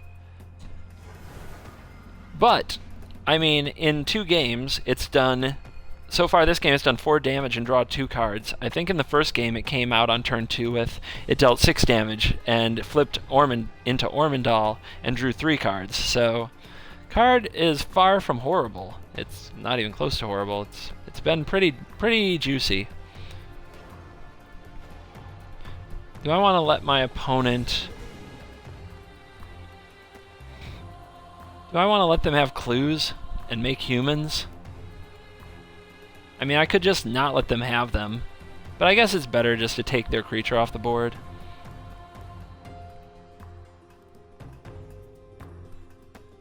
But if they have Blessed Alliance, I lose my opportunity to bend the mind. Although I haven't seen a Blessed Alliance from them in this is our second game together. Yeah, I'm just gonna attack. I don't know if it's the best Bob Jr. It's really hard to say. It's really hard to say. Have you had time to get any sleep? I got about 3.5 hours of sleep. 6:30 a.m. to 10 a.m. Before the phone got me up and the real world came to get me. Well, he just can't wait to sack that clue, but he should have waited. He knows I play Mindbender.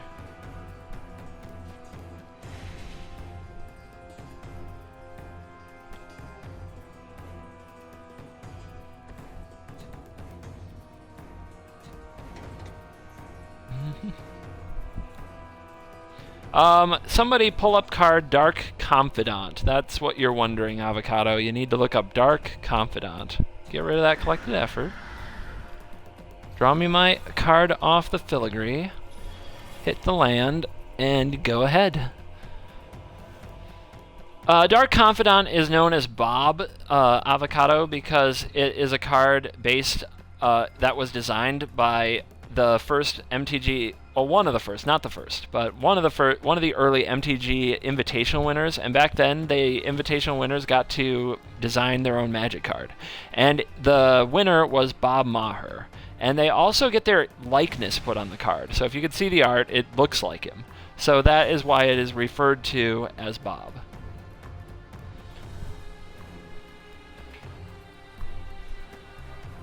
Because some people are just too lazy to say Dark Confidant, I guess. Alright. Away with you. Oh, I shouldn't have done that. I should have played the Gear Hulk first. Would have gained one more point of life that way. Sequencing. But we're going to keep him away from Ormondal, that's for sure. Yeah, you can have your clues. And I guess we kick it so that Lily can ultimate. Although if we pressure his life total at the same time... Yeah, actually we're not going to worry much about Lily ultimating. I think that's almost a game I don't want to get into. Ormondal could actually be interesting, especially if it has like Tragic Arrogance. I'd rather he traded away his tokens. Once again, I'd rather he didn't have a board. That's kind of the big goal, is if I keep him without a board, he can't really win with that deck. So I'm happy to trade. If he wants to trade, I will trade. And if his life total's under pressure, maybe I can just pound through and win. Every creature becomes the frickin' abyss.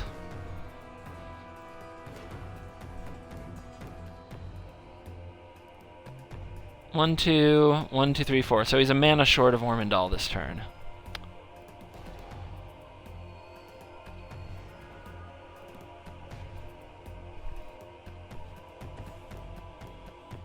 Bringing out the Evo Leap. Another value enchantment. And I'm still just kind of powering my way through the value. He's not going to attack. So I just have to dial up the pressure. You can sack that clue and make 2 more humans, so I need to kill 3 humans. I think I'm up to the task. Draw the extra card. That's good. The Aetherborn are here. I apparently have no time to cast them. So what do we have the mana for? We have mana for Aetherborn, Grasp, Push, and maybe we Ultimate Lily.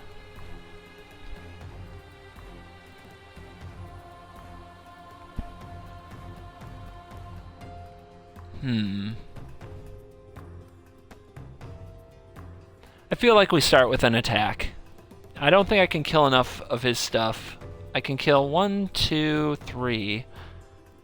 So I might get 2 damage through. I don't think that's worth it.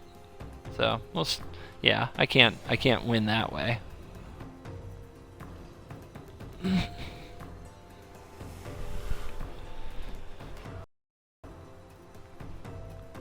Yep. He's going off. And probably loving it.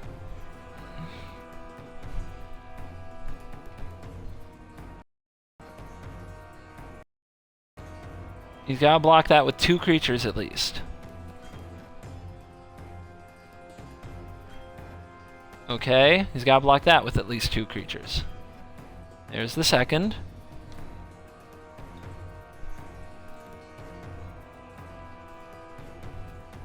Okay, fine by me. I'll put him at 2. Goes and gets a captain. Sweet. Mysteries is a good grindy card, but he's not getting ahead, not really. So am I supposed to zombie him? I'm supposed to zombie him. That's just better. As now every zombie is a must-block threat. Also, let's kill some stuff before he untaps with that mana.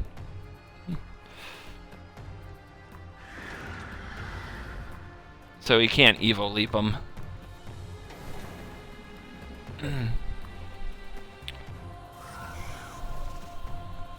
And we'll see if we can create more tokens than he can. Every threat's a lethal one now.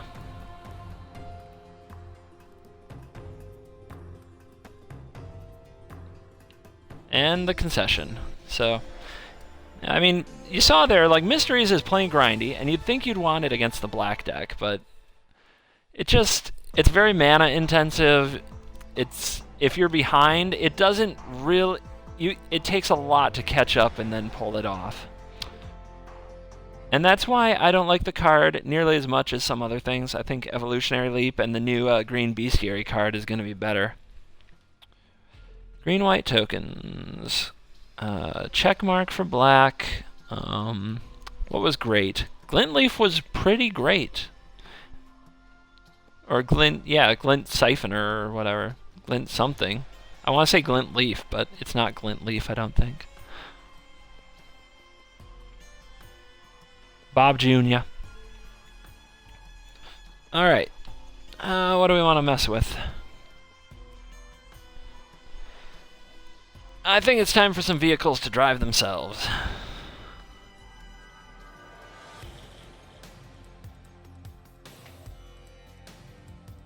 So towards the end of last season, I was having a lot of success with a vehicle deck with Start Your Engines, and that was before we got some of the new cards, so I'm excited to put this to work.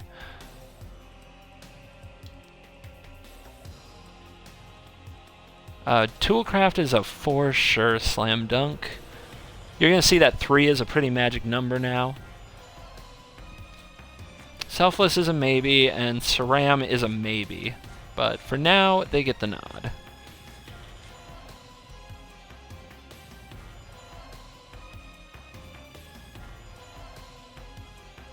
An Autobot. Bot auto. It did an Autobot. You know, like an Optimus Prime. I think I'm funny. I'm probably asking too much, though.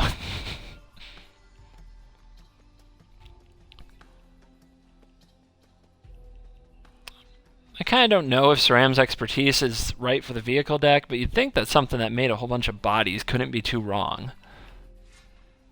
And gained you more tempo. Seems like a good card. Seems like a pretty nuts card. What are you crying about, Justice? Aww.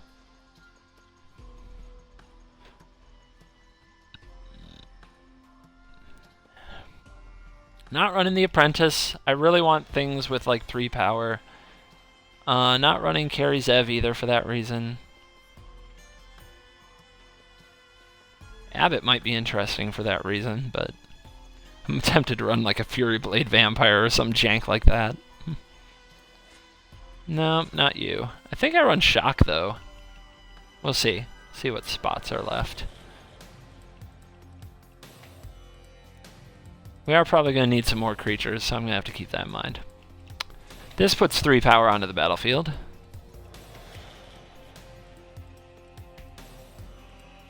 Maybe we'll put you on the back burner. Or maybe I'm supposed to Expertise again? I mean, that could be nutty, right? Gain control of target, untap it, gains haste. Yeah, that could help crew. I don't know, I want to test that card so bad I might just squeeze it in. The mana's a bit rough, but you never know.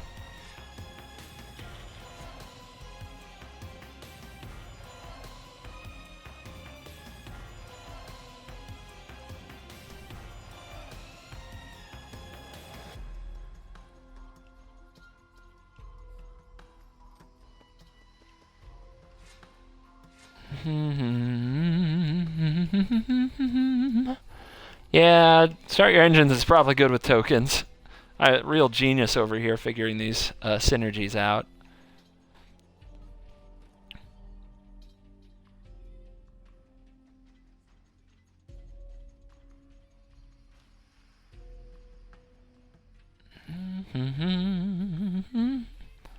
What are you building? I am building vehicles. With a bit of cruise control. Yeah, I'm building Google.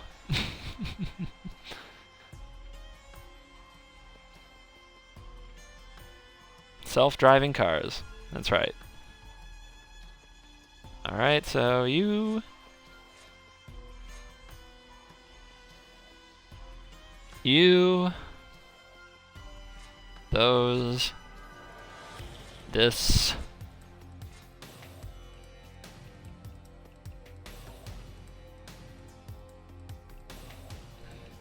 Maybe that. Flying is a pretty big deal. And those. And a little of that. And we got too many cards, and I'm going to stop there.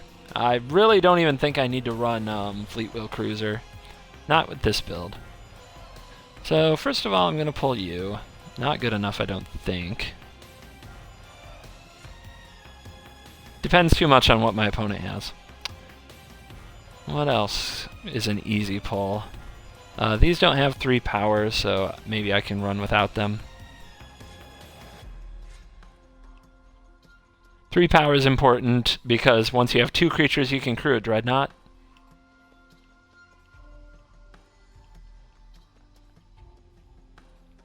What's better, Expertise or Pia Kirin? That's actually pretty tough. I think it's got to be, like, one of these has to go. More bodies is so good with starting the engines. I'm actually going to pull the Gideon, I think. I mean, Gideon's awesome, but I actually don't think it's right here. I don't think I have to have him. Curve is 3-tastic. I really don't want to cut a creature, so I need to cut a 3-drop. So I think it'll be Harvester.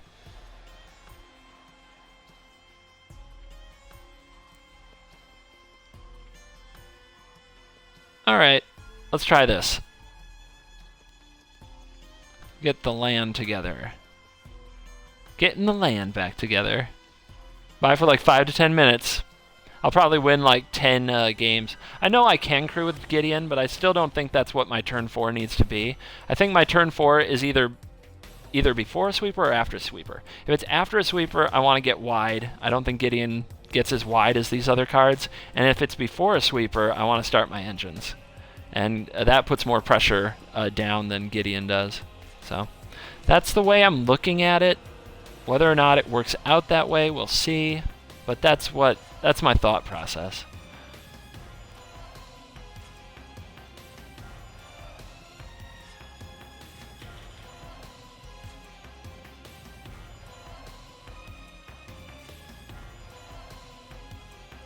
Ba-ba-bum, ba-ba-bum. Ba-ba-bum-bum-bum. Our tap land's a good idea. I don't think so. You really can't have them on turn 3 and turn 4. It's just too bad. So now we have 4 of them. Hopefully we play 1 on turn 1, and that is it. In fact, we'll cut 1 more. What are the odds of flipping that Abbey? Seems really bad. I mean, we can make some critters, but yeah, we're gonna pull you out.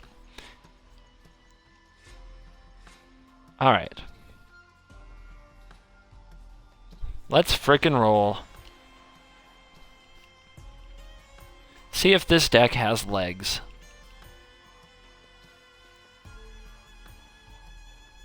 It's really like none of these really do it for me. I really don't necessarily like the Gatewatch, so I guess Avacyn is gonna pilot these boys and girls. Ba-ba-bum, ba-ba-bum. Boo-doo, da-ba-da-bum, bum-bum. You get a kitten.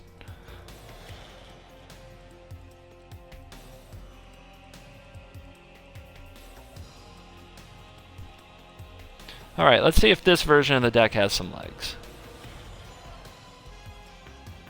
Yeah, bring back Garrick, seriously. He had to go bad, you know? Just had to do that thing with the Veil, and God, Liliana took it. So why does she still get to be around?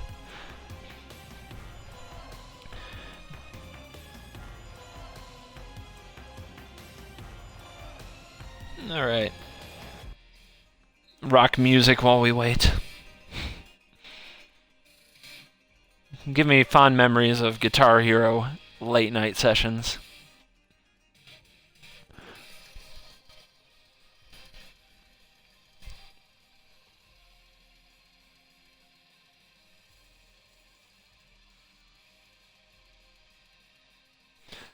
Yeah, man, there were some bad green Garrick decks I got to play in the duels world. That I had to play. I was forced to play. Knee surgery! I'm sorry, knee surgery. That sounds painful. Shuffle it up. White into Scrounger. If I draw any land, I go Caravan into Mod. Or Ceram's Expertise into Mod. Seems really good. This hand could go wrong. Let's try it, though. At the bare minimum, we're going to dial up the pressure. The pressure's going to be huge. Yeah, no boat. I don't really want to go up to 5. I want to win the game with the 4 mana and my 4 mana plays because I think they're good enough. Oh, you're talking the Dreadnought. I didn't draw it. I'm not mulliganing for it just yet either. I'm not that desperate. Land off the top. Yeah, not the land I wanted, but the land I deserve.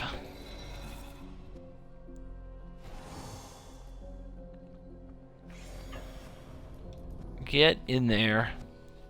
Tap lands, man. Not the 5 mana boat, the good boat. I think that's up for debate. Boats don't belong in the sky. I mean, you know, take your lore issues up with somebody else. I just report the facts as Wizards makes them up. Is there a way to mod card backs in PC for this game? I have no idea, and I've never seen it, so not that I'm aware of. Fragmentize. Somebody is prepared. Somebody came prepared for this, which is funny because I haven't played against it at all, but he's prepared when I play it. Tap lands. Big fail. Maybe I'm not supposed to run any.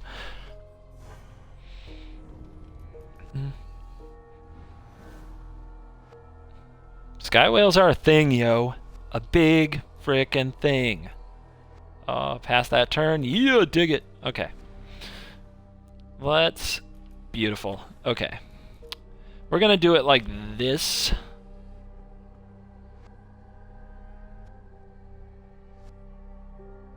Am I gonna do that?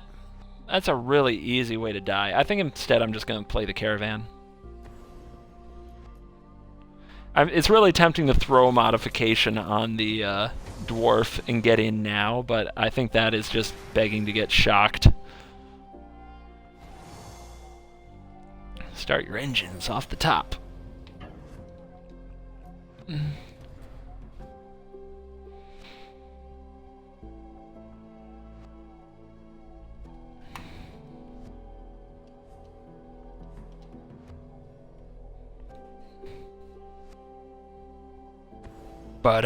Whoa, whoa, whoa, whoa. He doesn't gain to gain life. Whoa, whoa, whoa, whoa, whoa, whoa, whoa, whoa, whoa, whoa.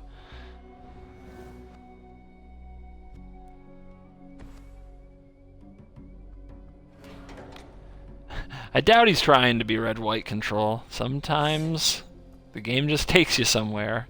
But I mean, that's an interesting opening series for sure. Alright, so now we can get our Scrounger back, but don't really want to. Rather punch the opponent in the face. Seems good.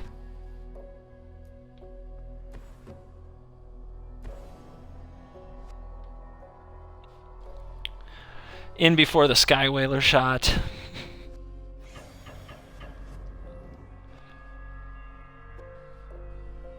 And now even if he has the shot, the modification on a token will win the game next turn.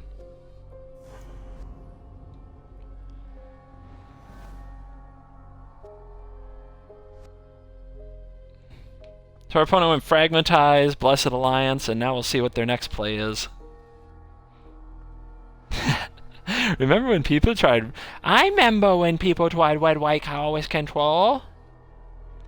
Oh, remember Blessed Alliance? You remember Fragmentize? If anybody's watching South Park actively, that's a very funny thing. If you're not, you probably think I'm on crack. That's fine. Ooh, play Gideon. My wife says you have a very nice voice and she likes your channel. Well, that's nice of her. Oh my gosh, you did play Gideon. Nailed it. Tell your wife thank you. Appreciate that.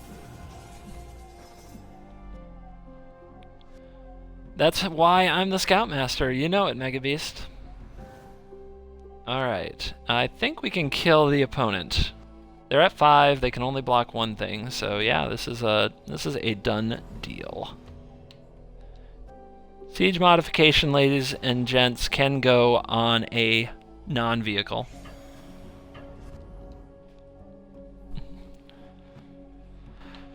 Alright guys, we ran our vehicle deck. Our opponent went turn 1 Evolving Wilds, turn 2 Fragmentize, turn 3 Blessed Alliance, turn 4 Gideon, and they got run over.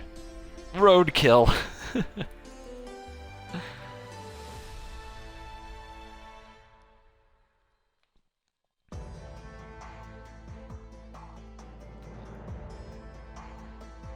I don't even think we had like a perfect draw or anything like that. It was a fine draw. It was far from, you know, it wasn't a dreadnought. Ceram's expertise was really cool though. I mean, that turn where we expertised and got our cultivator on the table so we could modify it the next turn, pretty tight. Dude, some auras, man. Some auras were made to rumble.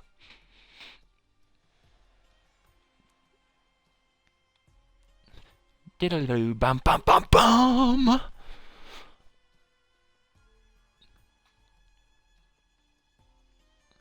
Dun, dun, bum, bum, dun. Needs Caught in the Lights. Caught in the Brights. I don't think it needs it. That's a cute card. That's a cute card. It's on. Let's just say it's on theme. Nothing wrong with being on theme. Come on, kittens. Wow. Okay, no. Jeez, okay, we're gonna have to draw land. And it would help to draw a creature or two. But if we draw land, we're gonna have a lot going on. But we gotta draw the land.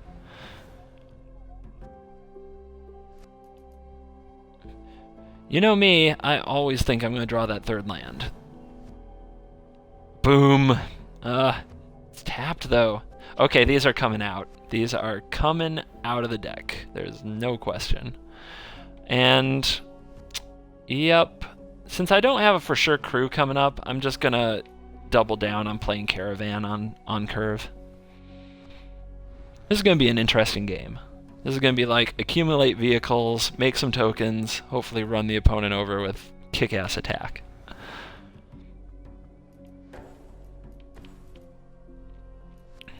Let's see if this gets blown up. They're playing white and green, therefore there's probably 4 Fragmentizers, 3 Reclamation Sages, 4 Solemn Offerings, 3 Conclave Naturalists, 1 Thalia. It's always a pain. Oh man. So 5 and 5, 7 and 5. Okay. Doing some math here. So if I play this, these both attack for 7, that's 14. 14, 5, 19. I can put him to 1. I'd need a 4th land though. Wouldn't work without top decking the land. It's just kind of the decision, right? Do I Declaration in Stone? Or do I get the Smuggler's Copter on the battlefield as well? I can Declaration in Stone and play Veteran Motorist, but I can't crew. I'd have to tap this Cultivator. This is really interesting.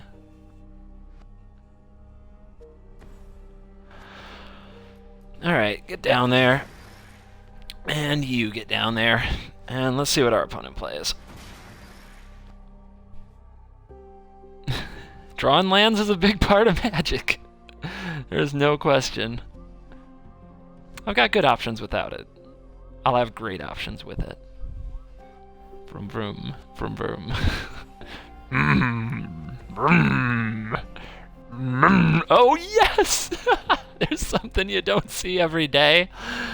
There is something you don't see every day. Turns out Thalia can ride a horse. So this is equestrian skill. +3/+3, and if it's a human, it gains trample. That is what I call all in. But good for you. Thalia finally got her pony.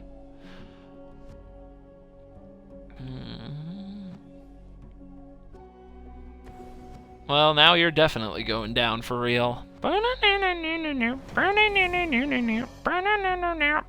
She went down for real. Let's see what we can set up on the top of the deck. Yes, I want you. So that sets up next turn's start your engines. So I don't think it matters if I have Thalia. So I will keep the land.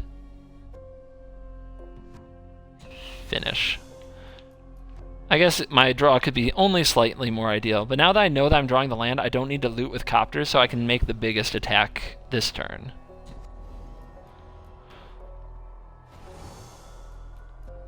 This is kind of a Mardu Vehicles. I mean, we have Scrappy Scrounger. Does that count? Has a black mana symbol. We disqualify it in Commander. Thalia always did want a pony. Her daddy didn't rent one for her birthday. Continue. Alright, guys. Get ready.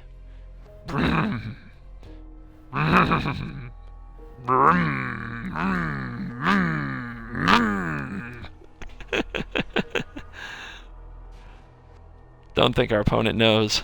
He doesn't know what's coming. Does not know what's coming. He doesn't hear the remote start going off.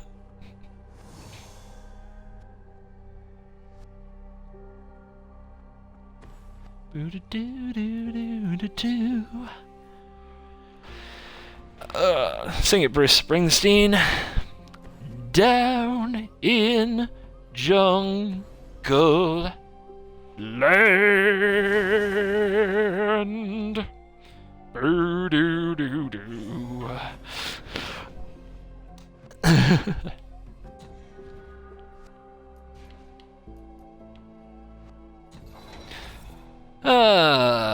Casual attack for 24. Pick your blocks.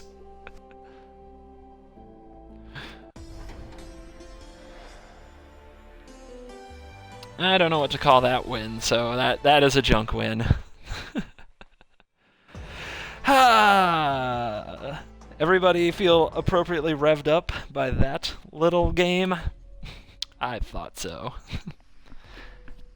Like I was saying, I was winning a lot of games at the end of last season with Start Your Engines, so I think it only got more amazing this season, and we have not even played the Dreadnought yet. Uh-oh, it's Emrakul. Is it Gemini? Look, Emrakul looks actually pretty stupid floating in that background. That guy got his oil changed. Word. Word. That he did.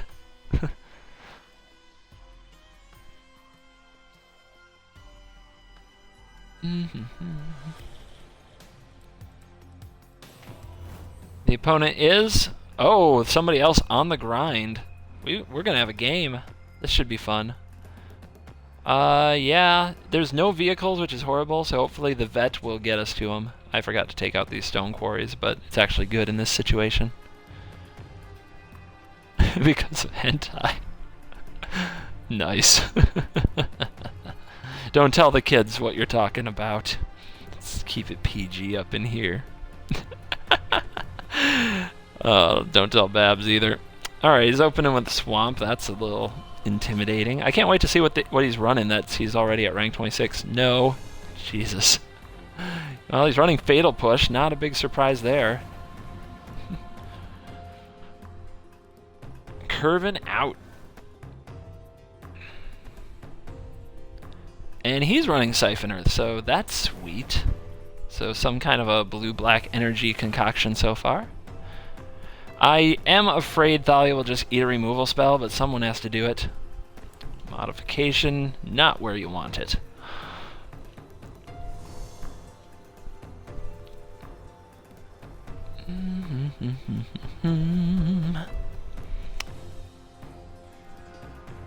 It does make me feel more confident about just throwing Piakirin on the battlefield, if our opponent is playing creatures, they'll be less likely to want to expertise and languish them.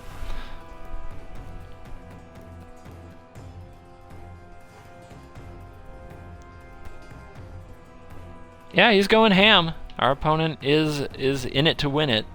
Oh, double Siphoner. Ooh, well, now we can be very confident. He may draw some extra cards, but he's not going to want to languish. Not at all. That makes Pia Kirin pretty good.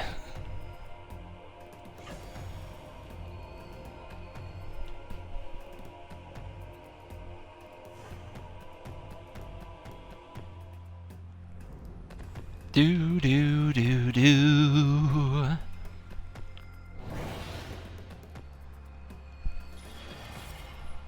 And on the bright side, he'll have to pay life. Our goal is get him dead.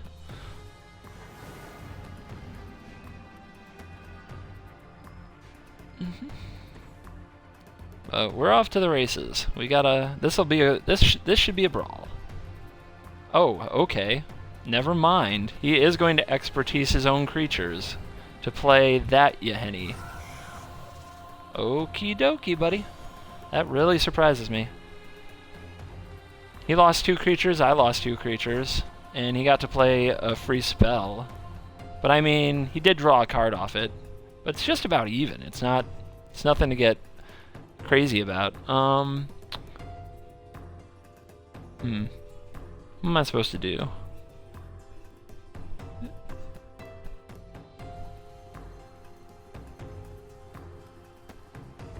I think I play you. See what he does.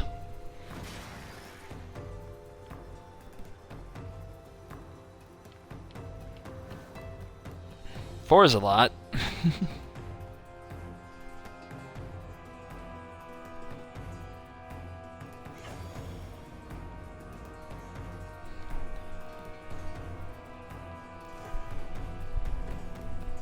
And he's got Copter. Okay. What else you got? Okay.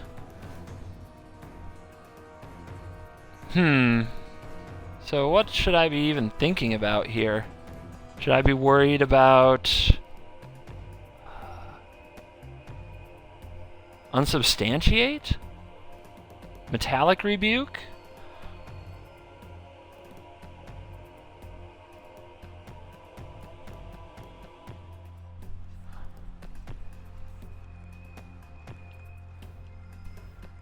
Huh.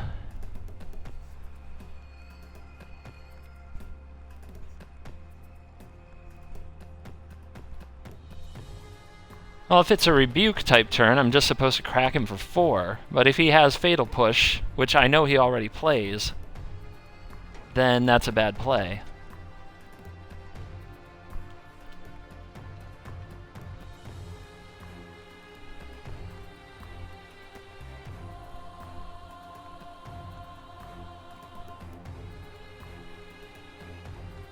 Alright. I think I just gotta go this route. Didn't counter that. Would I rather he counted Depala or the modification?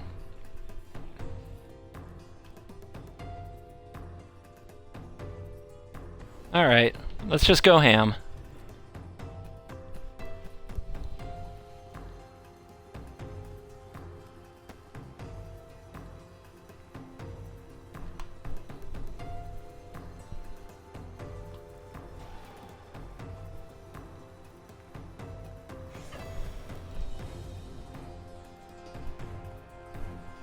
Oh, are we gonna hit?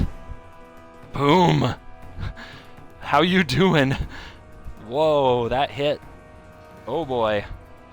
Oh boy. It's...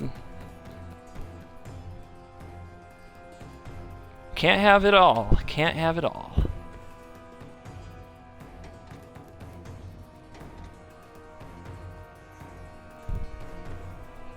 And it's Ob. Ob can kill that. That's fine, I guess.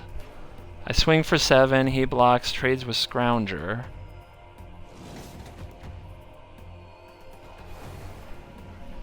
Or I trade with his Smugglers. Well, let's see, he can crew and sack Smugglers after blocks? Ooh, hello.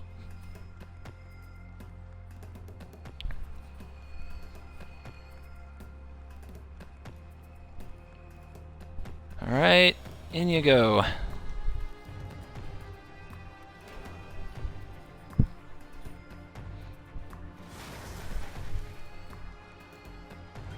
I'm pretty surprised it hit him as well, Beast. I'm pretty surprised. Let's see if he can come up with his other expertise in the next couple sequences.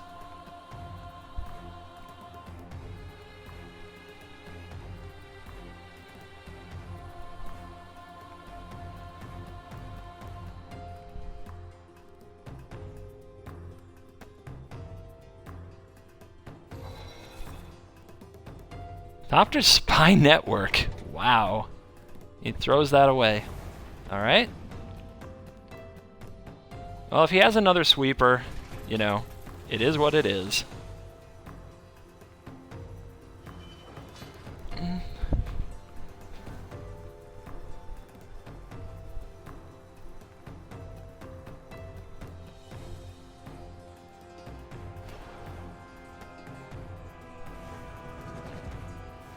Tick-tock.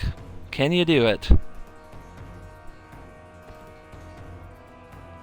Enthusiast is good.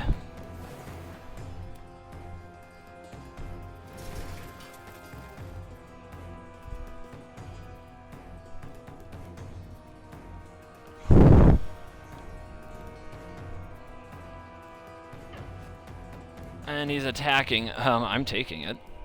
Thanks. No question there.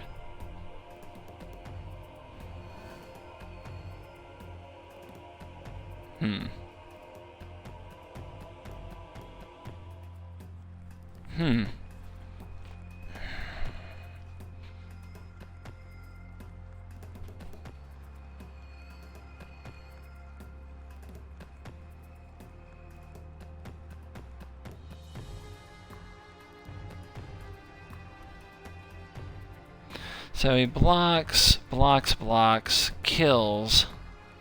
His guy becomes like a 6/6. I'm at 10. He wouldn't attack if he didn't have something. Maybe a fleet wheel cruiser.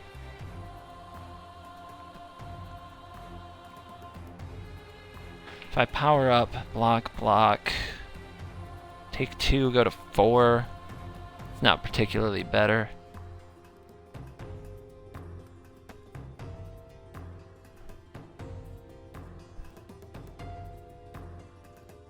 Huh.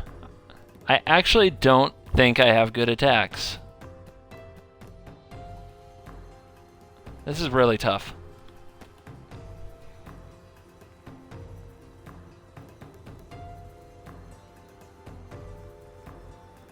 I think I'm just supposed to do this.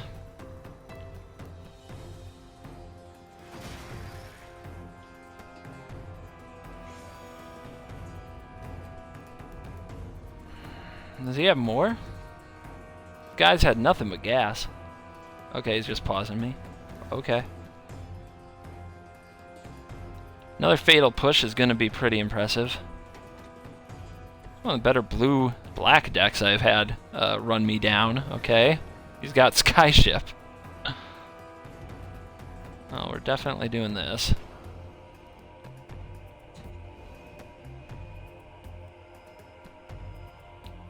Probably game. Alright. Start your engines was on top, but it will not be in time. He'll probably kill that with Ob, I would.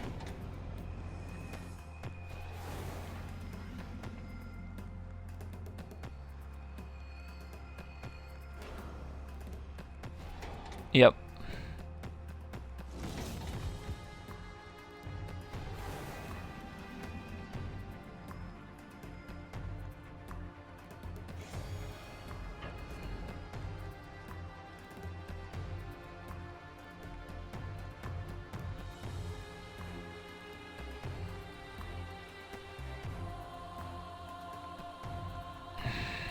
Is there even a world? I don't think it's humanly possible for me to get out of this one. Too far behind. Like, if I draw Saram's expertise, I guess I'm not dead.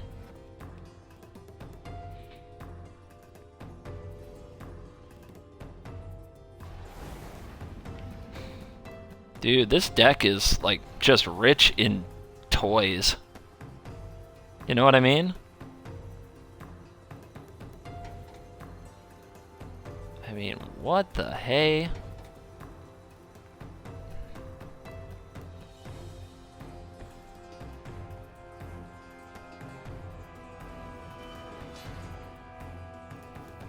And those won't do. Can I last a turn? I'm gonna take 6 in the air. Ah, oh, man. If only.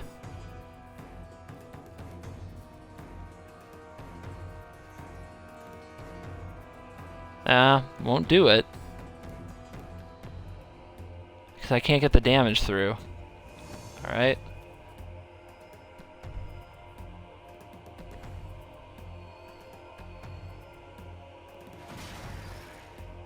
See if he can close me out here. I mean, he's still got 3 cards in his hand. This game has been absolutely nuts for him. He's got it all. It's pretty sick. Wonder if he's also running like Grasp. Liliana, okay. Wow. It's kind of like just a black-blue good stuff with, I mean, the artifacts don't even seem to be that big of a theme, you know what I mean?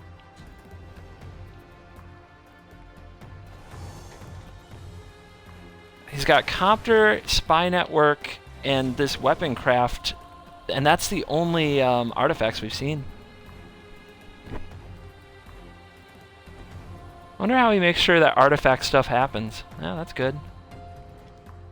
I will put myself out of the misery now. Oh, that was a good game, though. That deck was just smashing me, it felt like, every single turn. I don't know what to call that, because it didn't seem like a blue-black artifact deck. It just was like blue-black mid-range, maybe? I don't know. But that was a good game. That was exciting. We definitely got beat up a bit. I thought we were in great shape when the Colossus hit him, but Colossus really didn't impress me that game, even though it got the big hit in.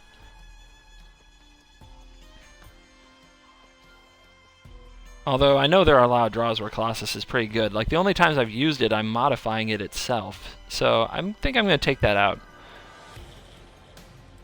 I mean, how do you make sure that you have enough artifacts? That's the thing, right? How much artifact synergy do you play in those decks? I didn't see, like, hardly any artifacts out of the guy.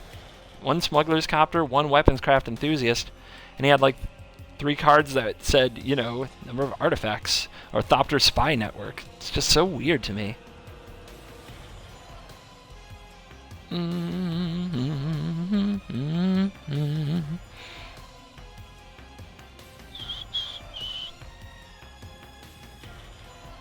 Maybe 1 cruiser. Maybe we're losing too much of our ability to punch through at the end without them. And we never want to draw 2 of these, so maybe we can make that.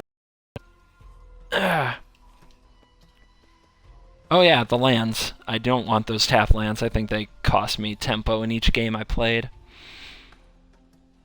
Tempo I definitely couldn't afford in the game I just played, that's for sure. So, yeah.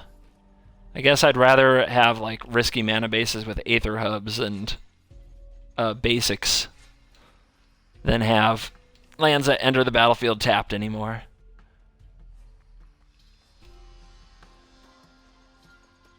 Alright, let's try it again. That guy definitely knew what he was doing. The deck was really funky. I guess it's the kind of thing we could be trying. I wonder if he's also Whirler Roguing. The Henny's expertise was so bizarre. That was the one moment where I was like, well, you got me that time, didn't you? He got rid of two of his siphoners to play Yahenni's expertise. Yahenni herself looked pretty golden, right? I mean, how big did that card get? 8/8? I think it was an 8/8. And I did not have Declaration in Stone in the game. That was really sick.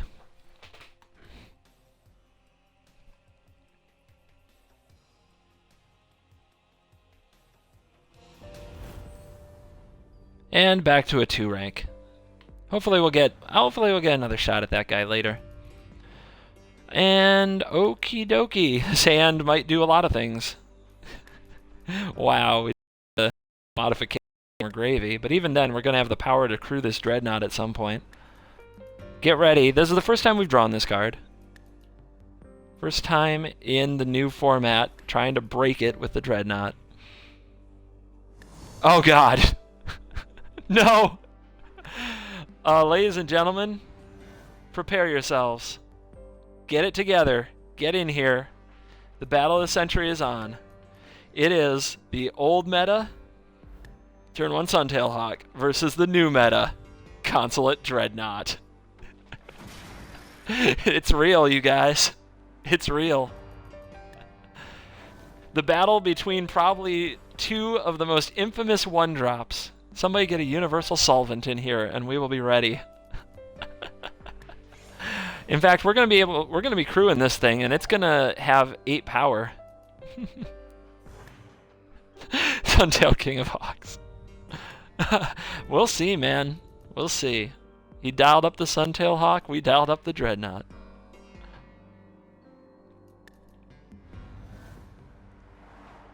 Okay. Oh man, that's really good too. Alright, not this turn, but next turn, so let's get our scry on. We need lands. Next turn could be really awesome too. Those aren't lands. Son of a bitch. Man, when do I ever just go, you know, land, stuff. Feels like everybody else gets to do these things. That's magic, though. Please don't remove my stuff. Okay, that sucks. How many times have we been turn 3 Thalia'd in the last 24 hours? Turn 3 Thalia on the play. It makes Suntail Hawk even more disruptive. Even more. Like, more than it was before.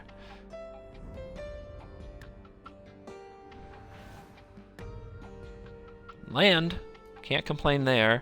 So now I get to make a pretty awesome sequence of plays. I get to play you, which is going to come in tapped, so we don't get to do it this turn. But I get to hold up the Copter, which I can crew with the Motorist to try to block the Thalia if our opponent doesn't know how that works. And then next turn, Dreadnought.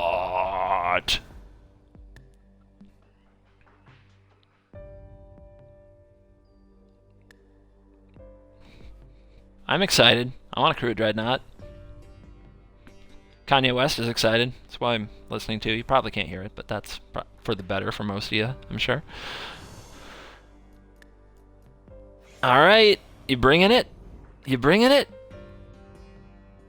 Don't tell me I shut down the Squad Hawk with something as simple as a banned card from Standard. Oh no, he's going.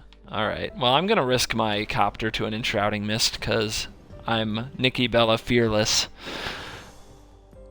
Fearless! Yeah, I'm laying the Hawk stick around. Very brave of me. Alright. We got triple red, which isn't really what we want. So, I think I'm actually discarding this land and hoping I draw a white land instead.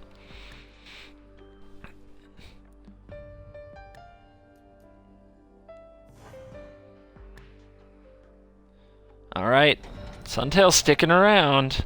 Let's see if we can overpower it with our Dreadnought. Oh! Oh! Yes! Oh, yes. Okay, it just got real. It's going down for real. Boom. Boom.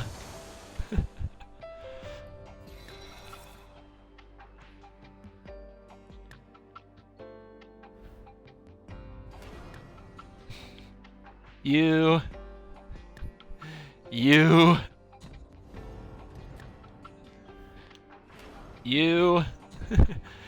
Please keep in mind, the Toolcraft Exemplar will have first strike.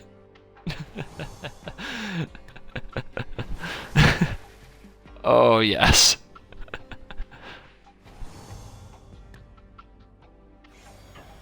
What you got, opponent? I swing for... what is that, 14? Don't need you.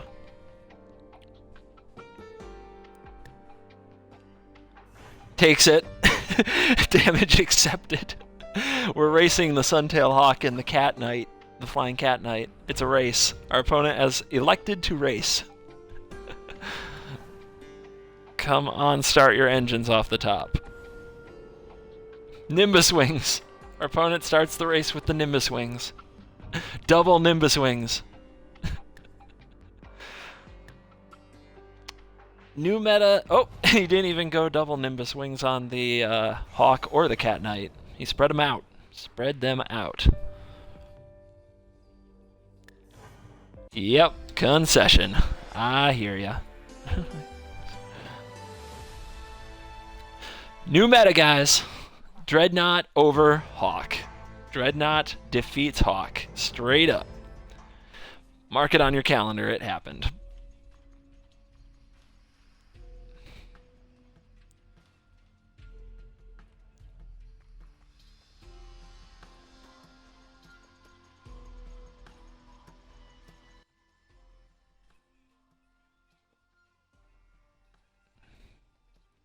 Get my life, see what I see. What more can I say?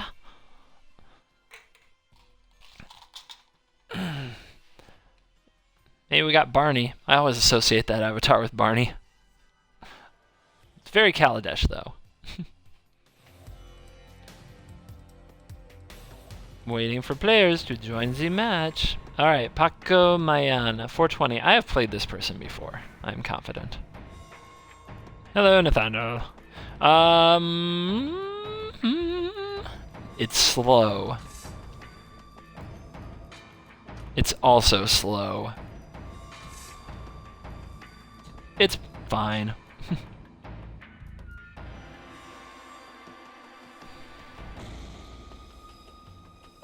Did I not push the button hard enough? Let's go. There we go. I'm trying to run opponents down with vehicular manslaughter. Had some good games. Actually, we've smashed some opponents who weren't that good and got crushed by somebody who was. So really, it's kind of hit or miss. I'd prefer to get more games against the person who beat us, as that was a very exciting one. And we'll see how this person, who's already up to rank 10, so presumably they have a handle on how to play the game. We'll see what they're rocking, what they're dueling with. Blue-green Jace. Yeah. Blue-green, though, might have problems removing Athalia. More land. Just what I don't need. Hopefully we don't flood ridiculously hard.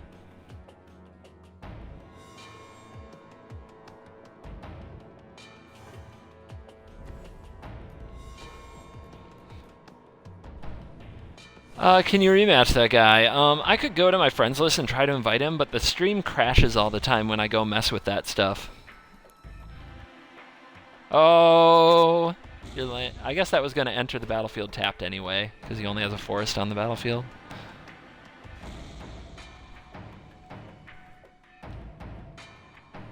If he's laddering as ambitiously as it looks like he is, I'll see him again. Never fails. Alright, confirmed suspicions. Yep, no time for that.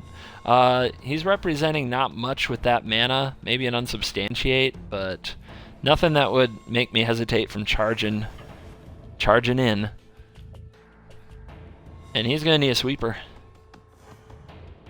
And he's at least 2-1, so he's in a lot of trouble. And we're not even doing vehicle stuff. This is just good old... This is just good old 2, 3, 4 drop stuff. I was just saying I don't get to curve as often as I'd like, but this is a nice one. Maybe they heard me complain. Alright, he's running like a clue deck.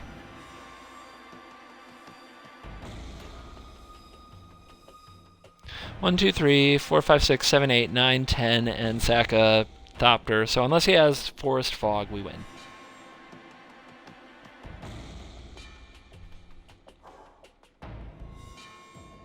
Decimator. Interesting. No dwarves and no vehicles to bump. Hooah! Siege mod. But we'll just send in the clowns.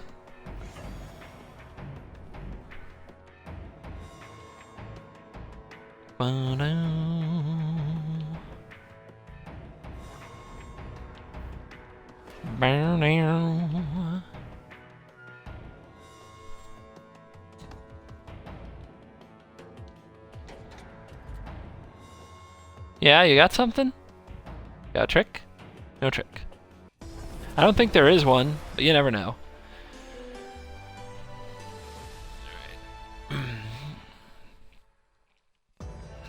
That was a pretty epic smashing and bashing. Let's see if we can get one more.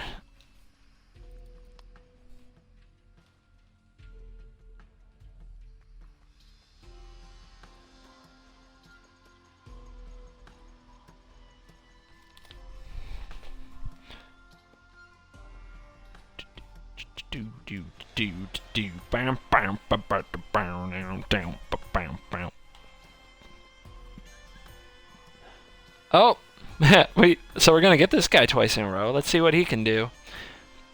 We had a really good draw. We had just a smooth curve out last time involving Athalia, which is always tough to beat if you're on the draw, especially with a 3-color deck, as some of your lands might enter tapped because of Thalia. So we'll see if he can do better this time.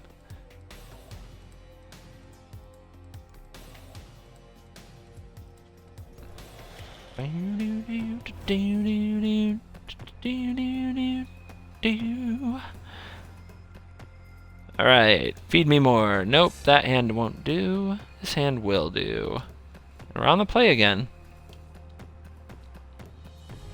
And let's rock. Like so. We will need to draw lands. Hopefully Motorist can get us there. Lands are another way to crew this. So that we're punching for 7 ASAP. 8 if we use this Motorist. That last game, to be honest, guys, is probably the worst a turn 2 Jace Vryn's Prodigy has ever been. It really did nothing. It just got rolled. It was pretty brutal. Alright, we need a red source. I do not see a red source, but I do see a Thalia. I'm going to keep the Thalia, and I'm going to ditch the plains. So if our opponent doesn't have anything, he will get Dreadnought. He will get Dreadnoughted and Thalia'd, which is a pretty brutal game effect.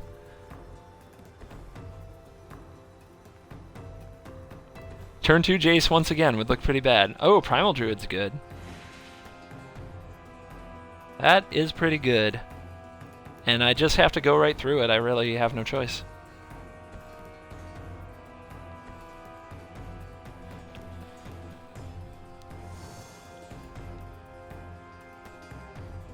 He's just going to block it. If he's just going to block it, I may as well only attack with a Motorist, and maybe he won't block for fear that the Dreadnought, maybe he'll just take the damage. Nope. For fear that he wants to hold off the Dreadnought later. Am I rocking Untethered Express? I am not. I am not a fan. Not my card. What do you think, though, Vort? Are you playing it? You're kind of a vehicular expert. You're a car guy. Let's call it that. You're a car guy. What do you think of that card? Should I be rocking that card? Ooh, Thalia gets a tap land. Boom.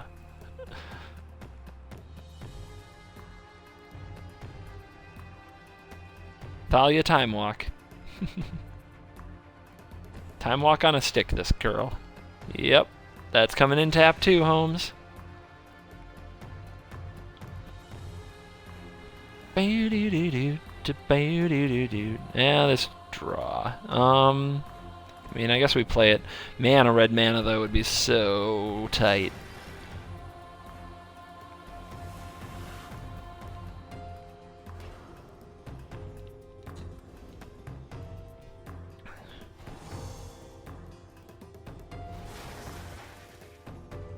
All right, 8. Boom.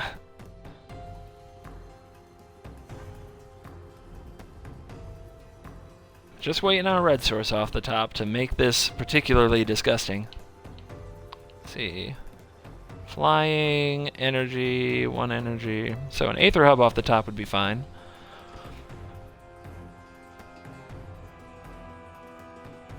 What can he do for 5?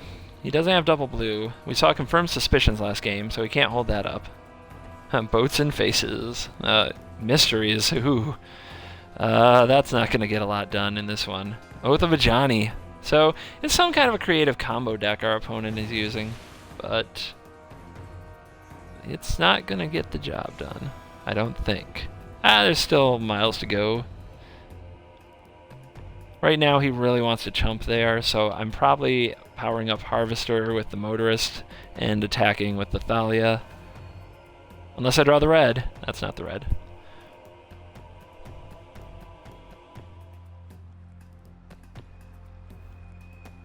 Alright, crew it up. He's just going to chump block anyway, so we may as well get some damage through.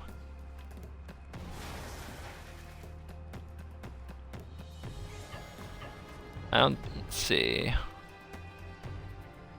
I see no need to pay the energy. Not yet, anyhow. There's the block. Make himself a 3/2 and a clue.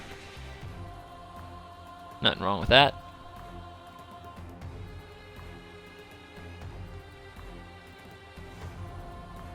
And now we got another flyer. So we do threaten lethal in the air? Yep.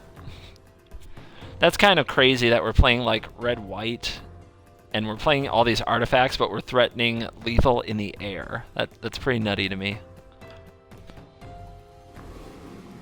He's playing out the stuff to show what his deck does, but that will not be the save.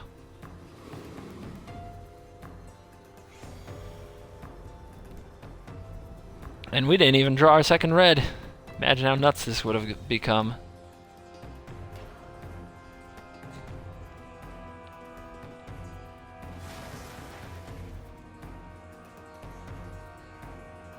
Trying to activate. There we go. And this will be another aerial vehicle beatings. And that is, that's the Harvester in an aggressive deck. It's just so tough to block. Thalia is nuts. If that is the thing, that is one reason why people need to play a lot of Shock, because Thalia is nuts.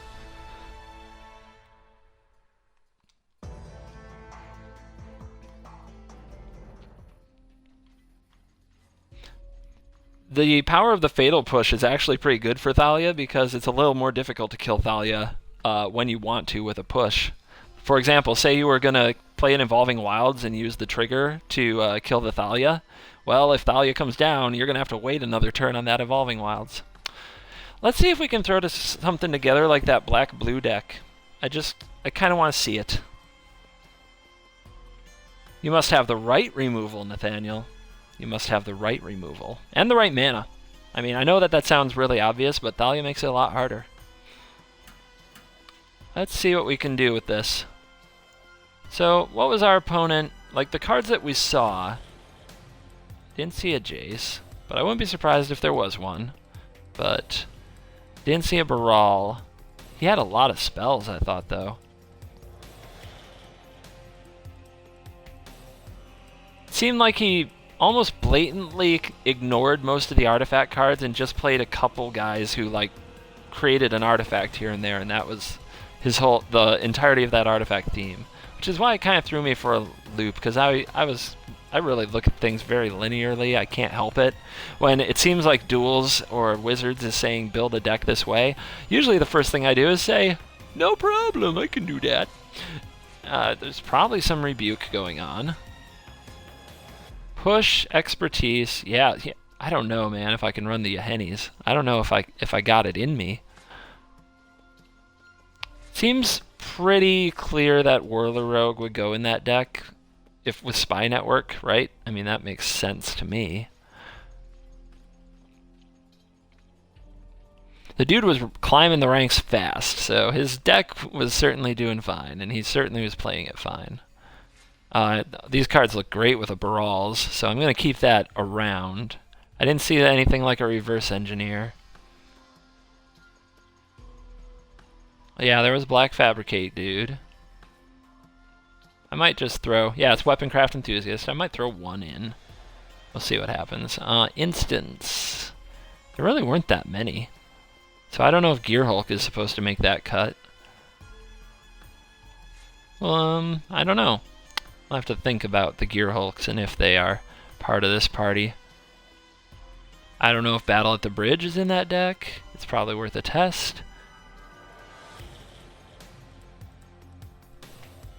I was removed from my own party. Lucky me. That's Xbox for you. Definitely some pushy.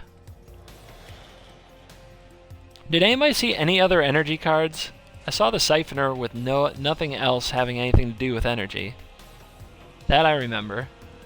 It seemed like that deck might not be bad for Aetherborn. He had a lot of swamps. Yeah, Aetherborn might make that cut. Yeah, Yahenni. That's Yahenni. Grasp. Like, there's a lot of good blue-black cards. So maybe he's just not playing the bad ones. You'd think that would be smart, but I miss things like that.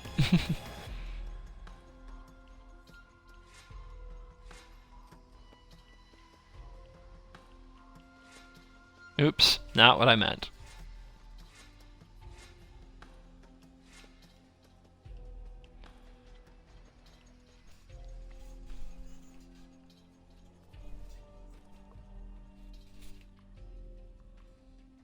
I think we'll try it without murder.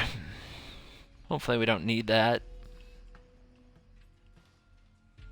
Seemed like Kalidas would be pretty auto, but we'll see. He was running Yahennis. That Glint Sleeve is an all-star. Has been pretty solid. Against me and for me. There was Ob. Ob was in the deck. Ob was clutch. Killed the Peacekeeper Colossus. He one of Mythic my Colossus. Might run a Gearhulk. Yeah, I don't know, man. But I'm not even sure that he had Rebuke. And that's to be perfectly honest. He might not. Also, we haven't gone through the artifacts yet, Bounce. So there might be more. I didn't see any Kingpins.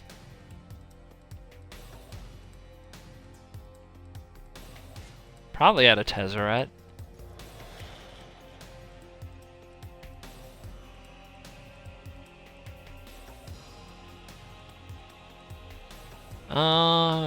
Does this card ever make the cut? Some people hate this card. I love this card, but maybe it's wrong here. I don't see a lot of synergy other than just being an artifact. So what did he definitely have? I mean, is Scrounger good in this deck? I think it is. And Copter. He had Copter. How many artifacts do you need to make this thing run like nice and smooth? Probably run the Harvester. He did have the energy critter, the Siphoner, so that makes sense to me. And he had the big guy. He had the big guns. He had Sky Sovereign. Yeah, that was in there. All right.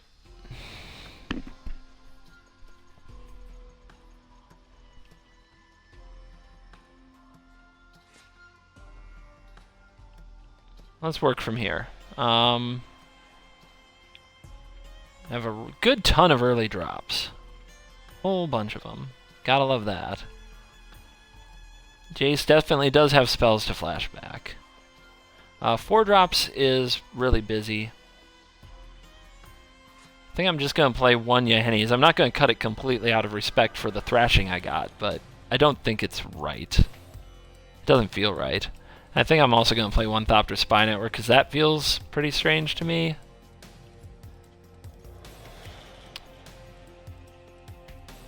I'm going to take this out for now. And you. How's our instant count? I mean, I guess it's getting back Push, Rebuke, or Grasp, but no card draw, so I don't think that makes the cut. Nox does, though, if we're not running Murder. I think that's a pretty smooth, pretty good choice.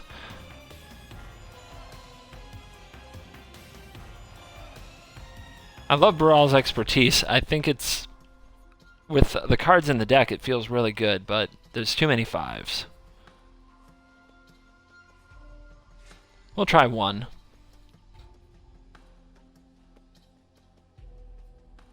Can't find an appropriate spot for Herald, yeah. Tezzeret, though, question mark. I think Tezzeret's pretty good, and I want to play him more. And I haven't complained about him at all. I mean, even if he's doing nothing but making my Thopter Spy network go off, I'm loving his work. The Rebuke is something that I didn't see from my opponent. There were a few spots where if he had it, it would have been very good, but he never did have it, and he did whip me without it. So maybe this deck's too proactive for a Rebuke, or maybe we're just supposed to run like 2. But, I mean, we have vehicles. Anytime you're tapping your creatures to crew vehicles, you're not holding up artifacts or mana for rebuking. So, one more card.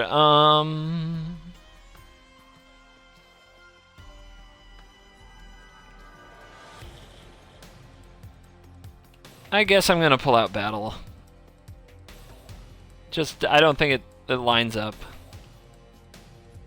I could pull one of the 2-drops, but I really like them all, and I want to see how they do. I guess, you know what, Gifted Aetherborn can come out because you just never want to have like 2 or 3 of these in your hand when you only have 1 swamp. And we've already got Grasp, we've already got Lily, so the mana is already complicated. I think we'll just try 2 Gifted Aetherborn. But that puts us at 17 creatures? I don't know. But it's not an artifact, and it's just kind of a mid-range filler, so it might not belong. It just looked like this might be the right deck for it, but does it belong? Always hard to say. What if we ran something else, like a Key to the City? I don't think we... I mean, you can combine a Key to the City with a Whirler Rogue for all kinds of fun. What would a Heart of Kirin do in this deck? We've got 1, 2, 3 Planeswalkers to crew it. We also have, how many, like, 3-power guys? Not that many. Not a lot of reliable 3-power.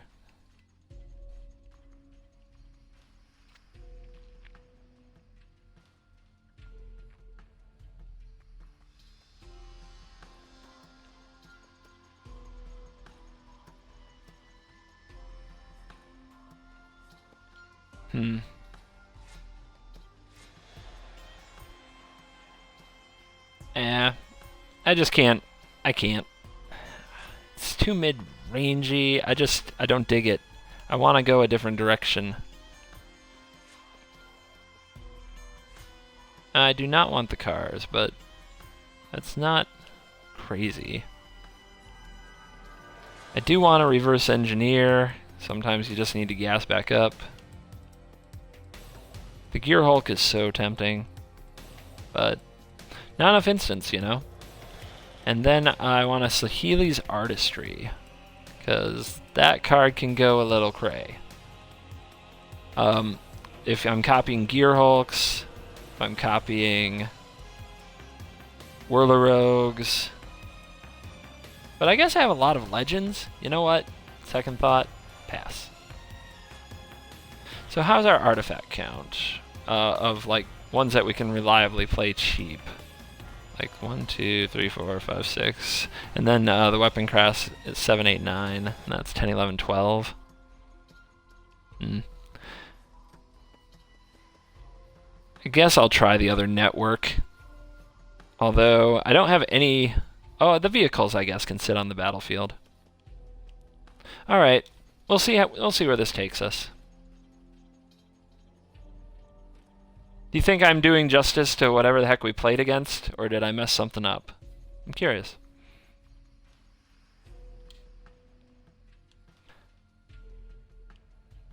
The biggest thing is I really did want to... I do want to see if Rebuke is good in this deck. Can I squeeze Rebuke in?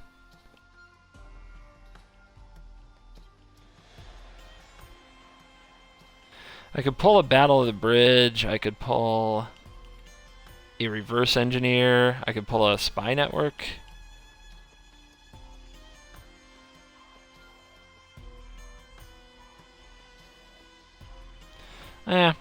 Since we have Fatal Push, we're gonna run Evolving Wilds to trigger Rebuke every now and then. Since we have Siphoner, we're gonna run Aether Hub, and then we're gonna try to run the rest of our lands untapped. I think we can run the Fair. I think we can run a Westvale Abbey, but we can't run too many of those type of lands that produce brown mana.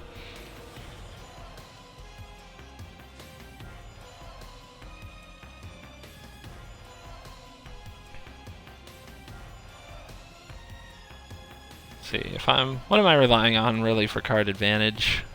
He always had so many cards, but he never had to play like a draw 3 to do it. He was just always ahead on the board.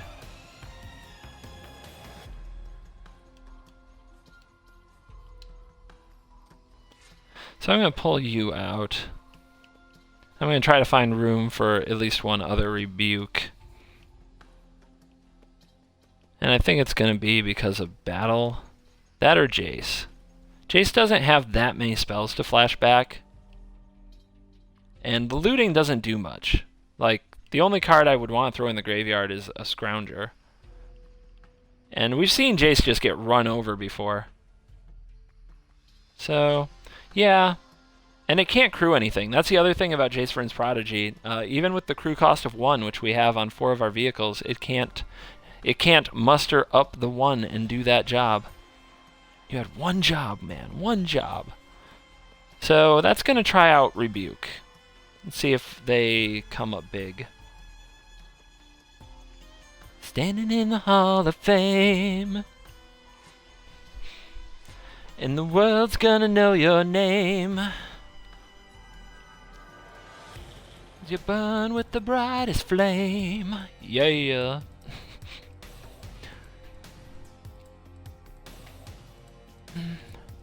And you'll be on the wall in the Hall of Fame.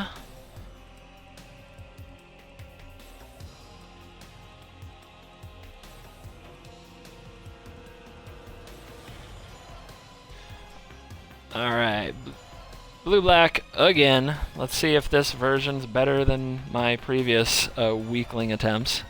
Got a lot of control. Fatal Push and Grasp will hopefully put us kind of at parity with other aggressive vehicles. No Tezzy Touch. It's not an all-in artifact deck. It's not even close. Like, in this deck, there'd be a real chance that Tezzy's Touch wouldn't go on anything. It's not even close to like an all-in artifact strategy. It's very, like the artifacts are there and you're just kind of hoping it comes together and complements each other, I think.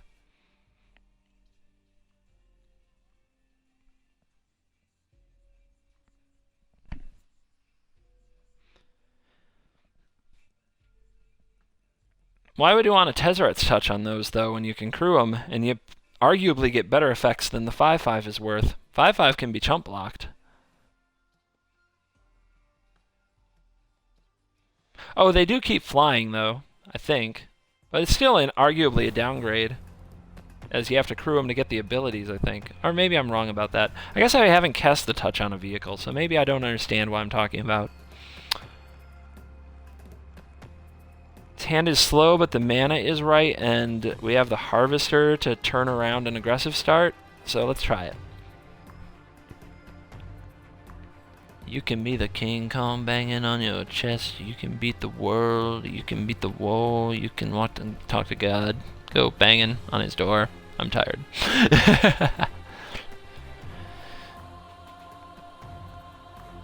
Don't wait for luck. Dedicate yourself and you find yourself standing in the Hall of Fame. Ugh. Oh, top deck, beautiful 2-drop. Sweet.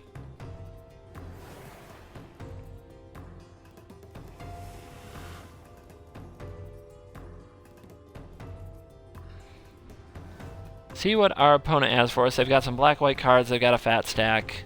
What were their... Have they won any games? They've won 2 games. With those credentials, they shouldn't be completely clueless. I do not have a good play with Yahenni here. So I think it's the Harvester. It does give me like an energy bump, but I'm gonna have that energy anyway, but then I don't need to attack with this next turn if I don't need to. But Harvester into Whirler Rogue seems really good. And I think we get the damage in.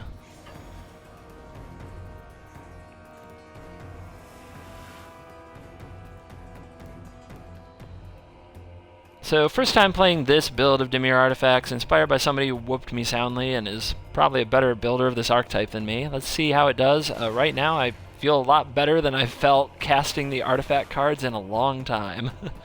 Probably because I have Glint Nest, or I keep on saying Glint Nest like it's the crane. Glint Sleeve Siphoner and an Aether Sphere Harvester rolling. So we've got the energy combo working. The only two like energy cards in the deck. Our opponent is rocking a Bygone Bishop, and they also now have the indestructible Kithion. You want to attack me? Opponent does not want to attack me. So we're gonna probably have a good turn. Unless they have some removal spell that they're not using for some reason, because I got to draw an extra card.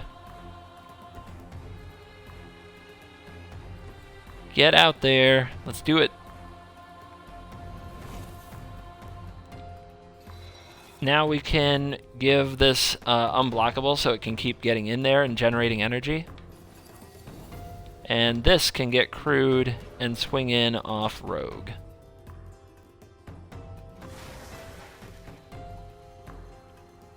And we'll see if our opponent has a removal spell. They have Puncturing Light. What are they targeting? Okay, they're targeting that. I won't... what's this card say?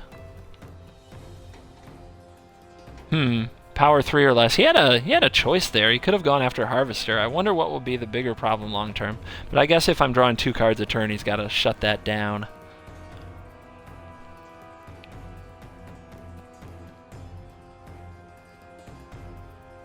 I got the magic in me.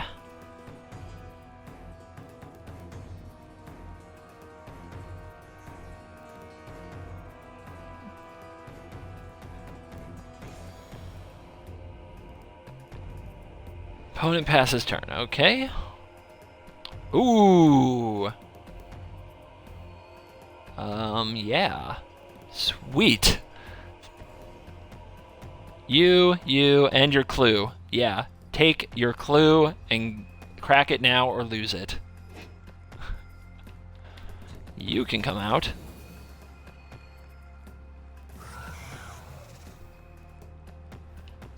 I'm probably getting Blessed Allied, but whatever.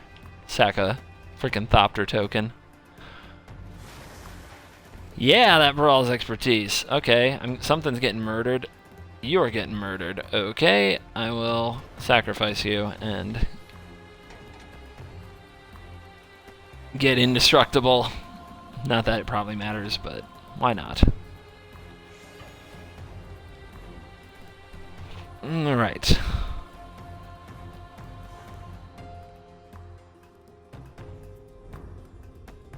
Let's see if our opponent can come up with a big counterplay. Oh, this card. I love this card. He basically set him all the way back. All the way back. Had to spend his turn just redoing what he had already done. Alright. I guess that's unblockability and unblockability.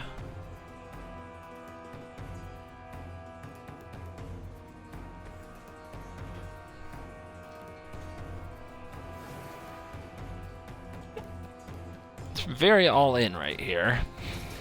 But that's what our hand allows us to do.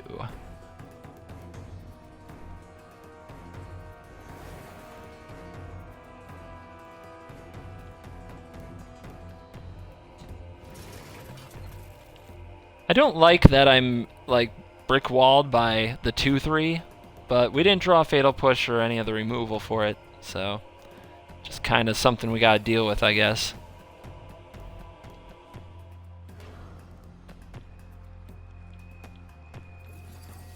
And I'm going to send in the Thopters because if he's at 5, it means, let's see, 1, 2, 3, 1, 2, or does that? Let's think.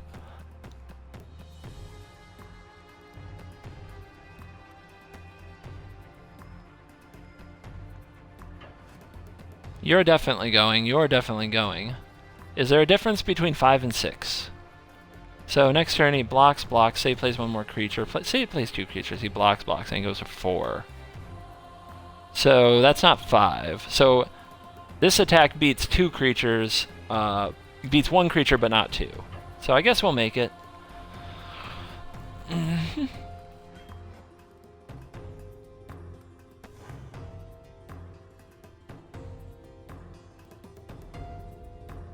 And your turn.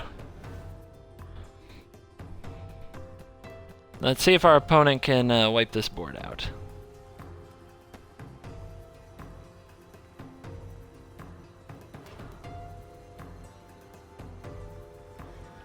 Oh man. Actually, what would be better than Brawl's expertise in this deck, because of the way the creatures line up, is Elder Deep Fiend. Alright, they scoop. Yeah, that would be even better. That'd be a lot better. Deep Fiend off of a Weapon Craft Enthusiast is a beautiful thing. Totally forgot about that. Let's get that out. Dreaming of tearing you apart.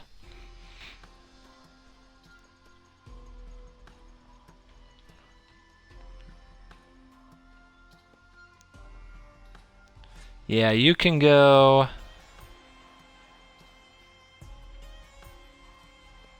You can go. Find me my Deep Fiends. Light 'em up, I'm on fire! Light 'em up, I'm on fire! Whoa, whoa, whoa, whoa, whoa, whoa, whoa, whoa, whoa, whoa. Alright, let's go get some more.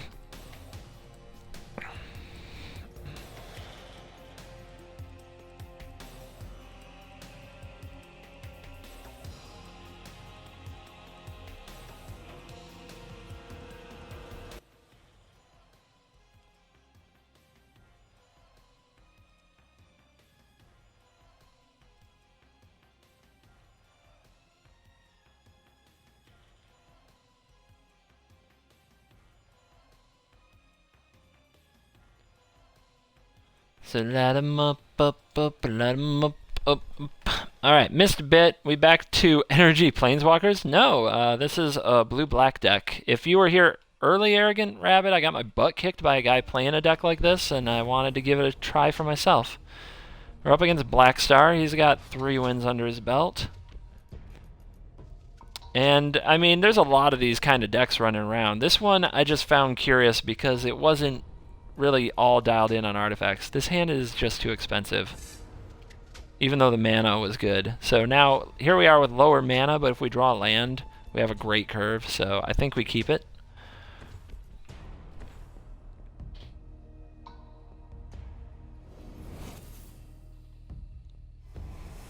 And our opponent's coming out with the Energy Turtle. Ruh-roh. Alright. Tezzy is not the time to draw you. It's not the time for any of our 4, 5, and 6 drops, but we shall see. Red-blue improvise probably is good. That's another color combo that's pushed. I played so much red-blue at the end of the last season, I don't know, I'm like hesitant to jump back in. But I probably will very soon. I doubt I will stay away very long. Bum bum bum bum da down da da da da down down. Alright, Energy Turtle on the move, inventory being taken, my opponent bringing the blue, and we drew the land. Always draw the land. Love it.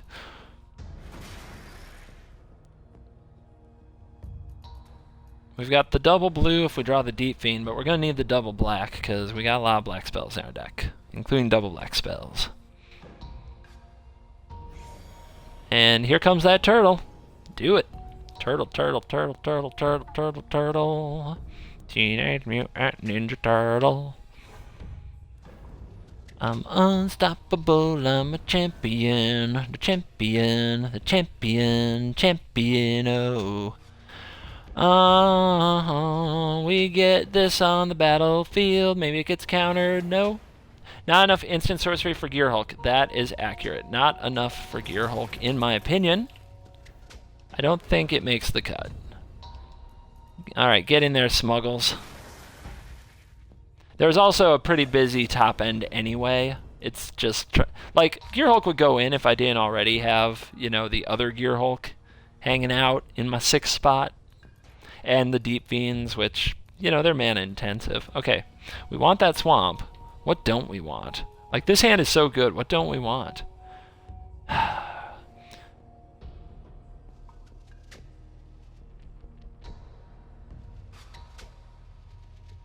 What don't we want? I guess it's Yahenni.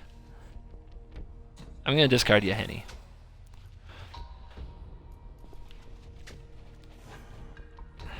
Basically what this feels like is it feels like I'm trying to play red-white vehicles with more interaction to kind of shut down their early efforts.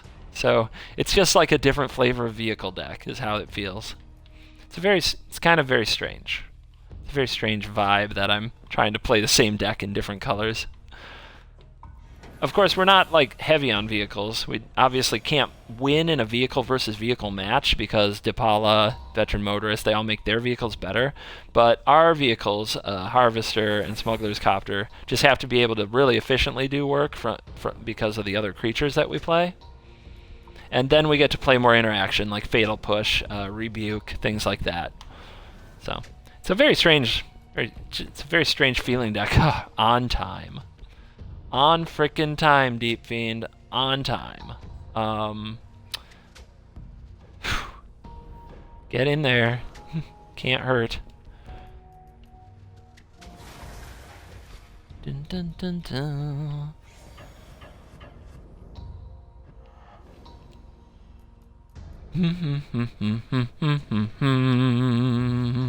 I want that land. I really do. So I guess the card is Harvester. May not need it anytime soon. Or it's Tezzeret. Ew. Feels so weird to discard a Planeswalker. But I think that's the discard here.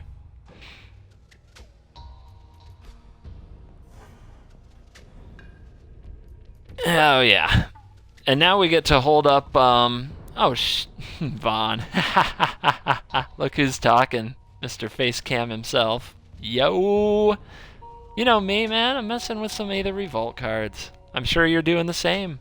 You got any cool strategies to point me to? That's fine. That's fine. Not worth a rebuke. This, however... Bam, bam, bam. All your do nothing. Take that.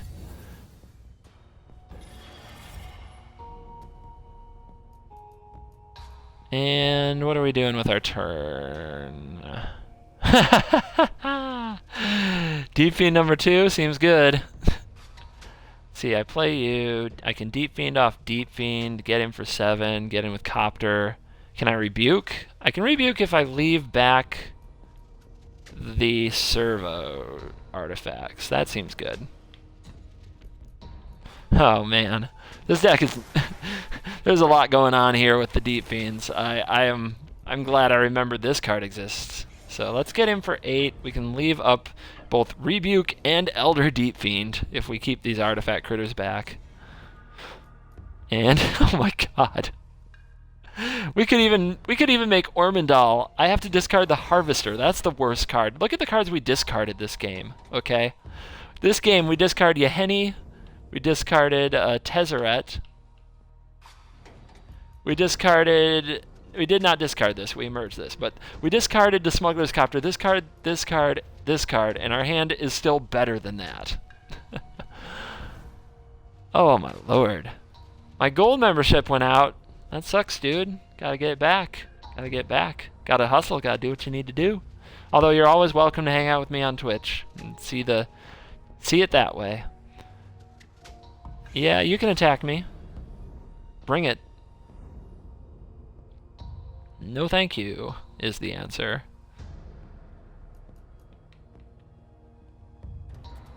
Alright. Deep Fiend. You.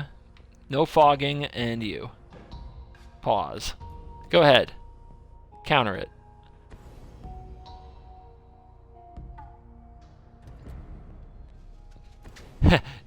Denied. I won't even allow that.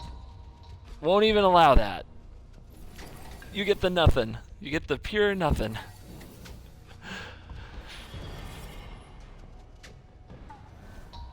And I could go... he concedes. Aw. Man, that was brutal. That deck is freaking good. I just felt like I always had good cards at all times.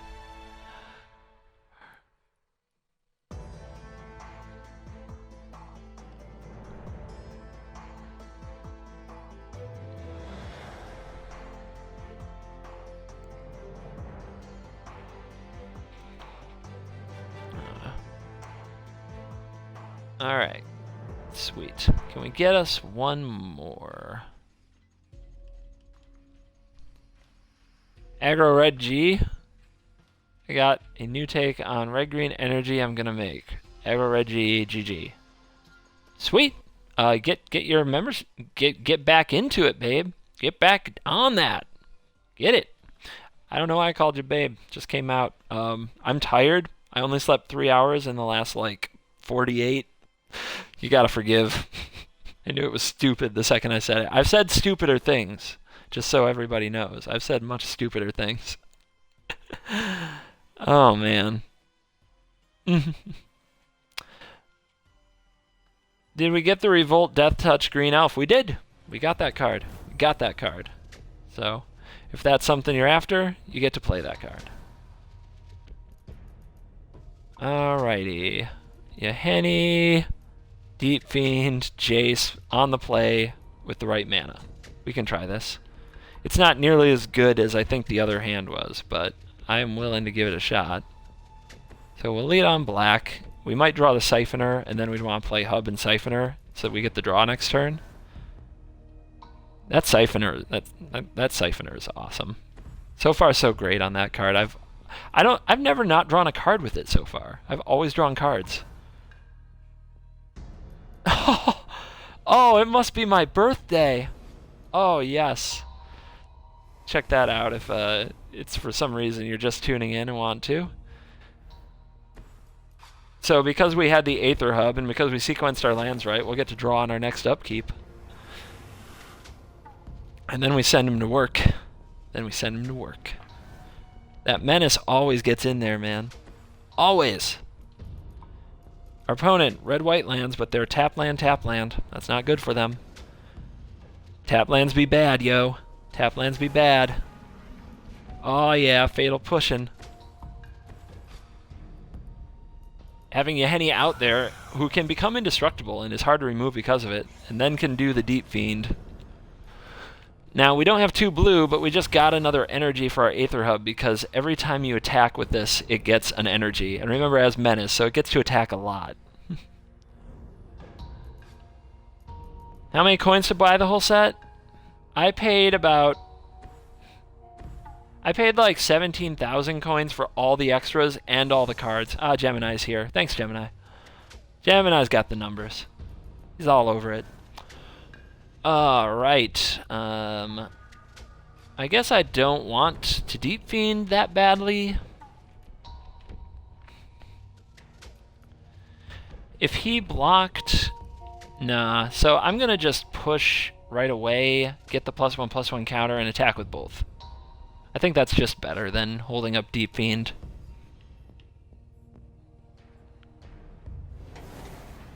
Also, every time one of his creatures dies, +1/+1 counter for Yahenni.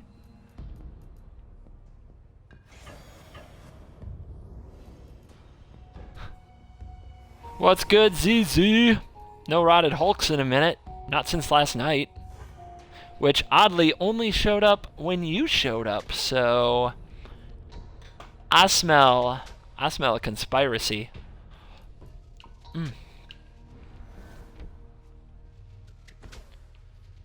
This blue-black deck is just sweet. It's just good stuff blue-black. It's not necessarily artifact blue-black. The synergies are all like card to card instead of an overall theme, but it is hard to deal with, and it always feels like you're drawing good cards. Like, always. Every card feels as good as the last one and better than the next. Look at that. So much gas. Drop this bomb.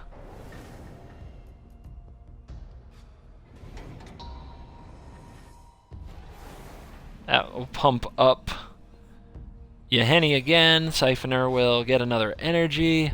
Oh, it's brutal. Now we are up against allies. You can't take too much pride in some ally beatdown, but you do what you do. You can't control who lines up from you. And apparently Stainless still doesn't really have a lot of control over that.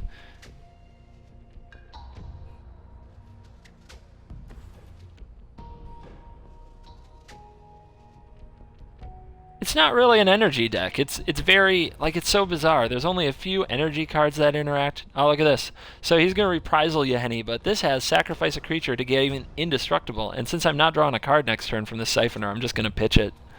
And now he can't kill it. Just brick. Oh my lord. Deck is a lot of fun at the very least, and pretty freaking awesome at the best. I guess I win if this connects, so I will crew it up.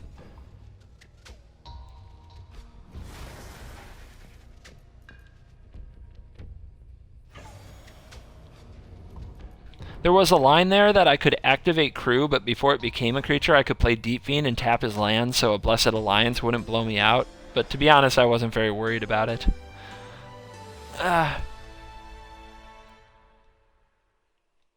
Alright, another one bites the dust.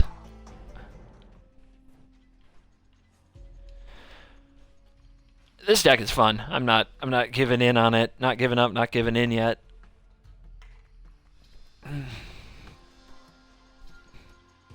Gemini, have you made blue and black artifacts happen? I tried building it several times on Cockatrice, failed miserably. I built it last night, failed miserably. Then this guy just totally crushed me with a deck similar to this one, and now I'm playing it, and I love this deck. So I think somebody much wiser than I found it.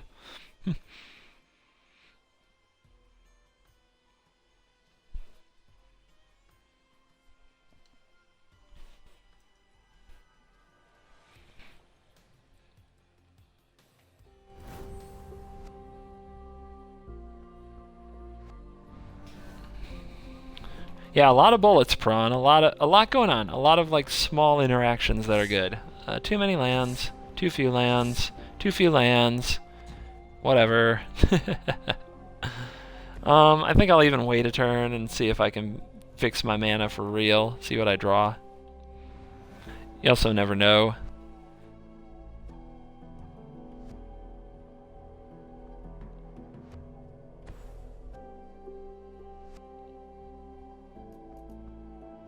Let that sit and see if we draw an island or a swamp off the top. Okay, another Evolving Wilds.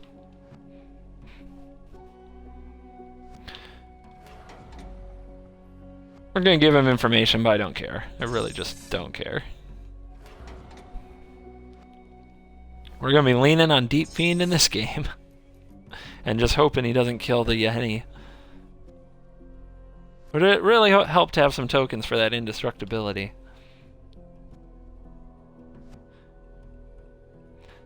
The meta's really slanted aggressive, though. I've run into so many white creatures, white and green aggressive creatures, that just about anything with a decent amount of removal is doing just fine. And I'm sure Reflector Mage is doing just fine, too. I've run into, like, you know, Sunblade Elf, Grasp of the Hieromancer is the kind of thing that I actually have to sweat.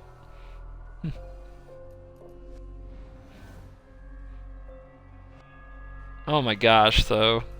More Evolving Wilds. This game is so ridiculous. I do not want to trade with your Bronze Sable. No thank you. I'll pass. I need to draw a mythic, like a Planeswalker, to get me back in it. Maybe improvise isn't good enough? What do you think, Gem? Have you been improvising?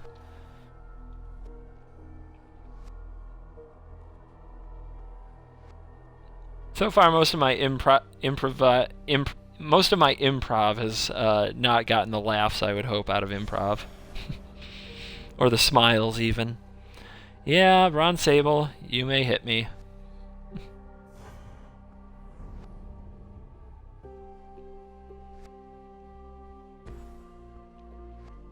And a Guardians of Meletus. Okay. I see what's going on. Wow, the flood.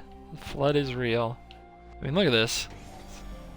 We had, I think, 3 hands with no lands. We had one hand with 5 lands, and I think 3 hands in a row with no lands, and now we've got this. Magic is awesome. And it's not like Deep Fiend is even going to bail me out, so I think I just have to try to see as many turns as possible to find a Planeswalker to dig me back into the game. I think that's the plan. So that means Deep Fiend is just going to hang out for probably quite a while. My opponent is still bringing on the Sable. I think I'm just going to take it.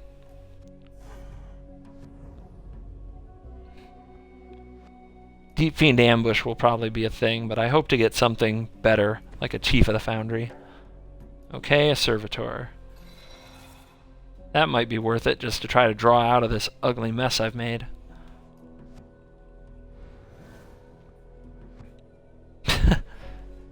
I'm going to save this Evolving Wilds for Revolt in case I draw Fatal Push and have something I want to hit that's outside of the range.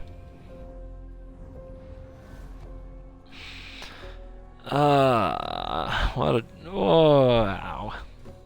I've had nothing but fun with this deck, but asking it to win with like 2 relevant cards out of 9 is pretty tall order on a 5-card hand.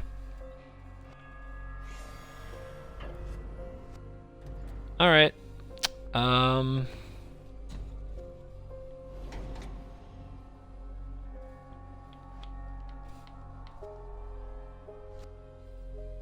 Just so I have an option, I guess.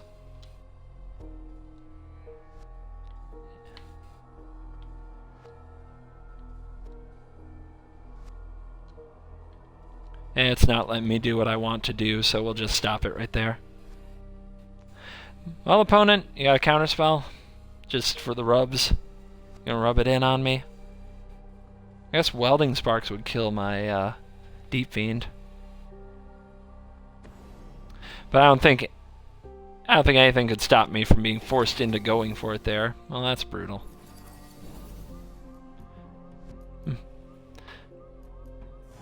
How many creatures in the deck? I think it was 18, maybe 20. Something like that. Okay. That's a turn too late. After the blowout.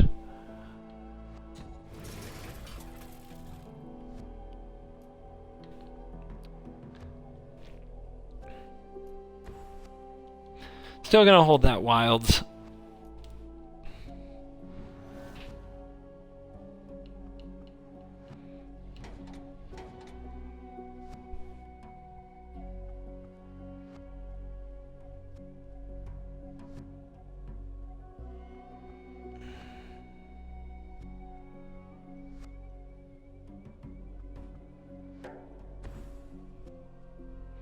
And there's the Chief of the Foundry. Great. For the love of God, can I draw a Fatal Push? I haven't drawn Grasp of Darkness with this deck yet either.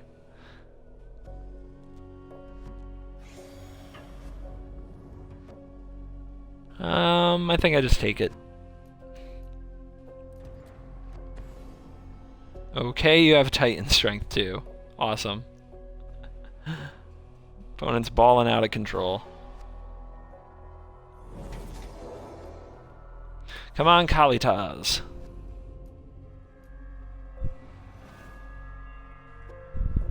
Okay.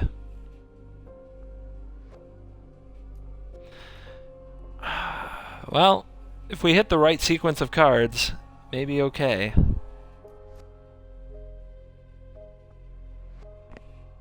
We have to draw something we can cast. Doable. I guess we'll have a chance to draw it off the Rune Servitor, because doesn't this resolve first? Yeah, I think it does. So I want to play the Deep Fiend first, though. And since we're going to lose our servos anyway, again, I'm going to, like, try to bait him into attacking first. Although, that's really risky. That's really freaking risky now that I think about that. Especially when I don't need to block anything to kill things.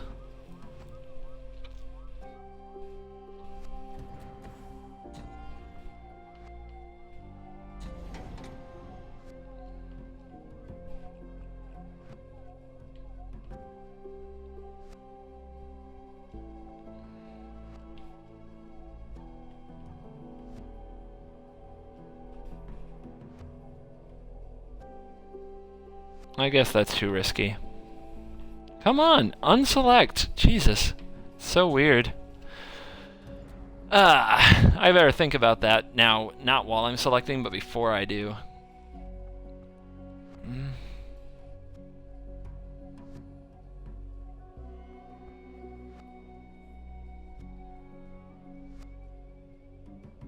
Well, opponent, what else you got? More unsubstantiated? Is this counter artifacts? Is that what we're playing against? Alright. Got another play for me? Nope. Okay, well, this can follow the Siphoner. It's tempting to attack with my tokens, but there's a chance he has some kind of a counter, so I'm going to leave my tokens back, but I think I want to go in with this guy, because if he blocks with a wall, I take the wall off the battlefield too.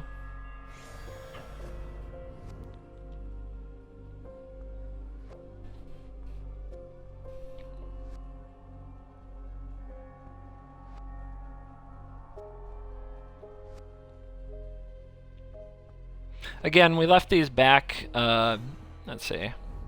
Okay. You might be listening to me. So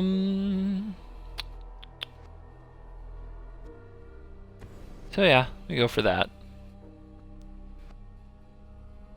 And that? Okay, so it simultaneously resolves. Interesting.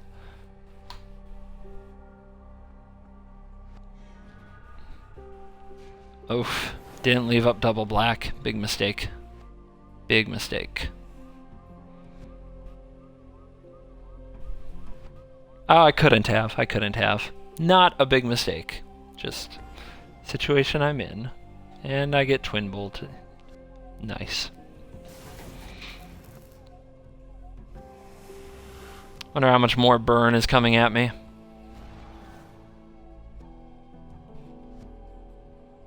Another twin bolt, please.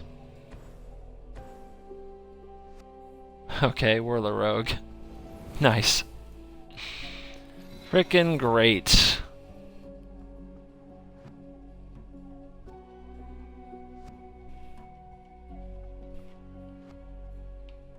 I'm not gonna feel bad about losing. It was a 5-card hand and it was a horrific, like, absolutely abysmal draw.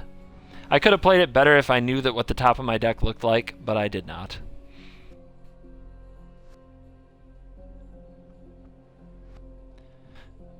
Alright, the Grasp of Darkness can buy me a turn, but I don't know what good that's going to do me. Guess we could draw another Deep Fiend.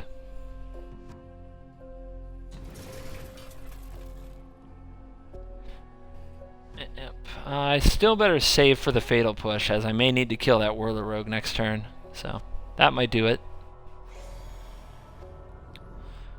And I may as well attack and see what my opponent wants to do.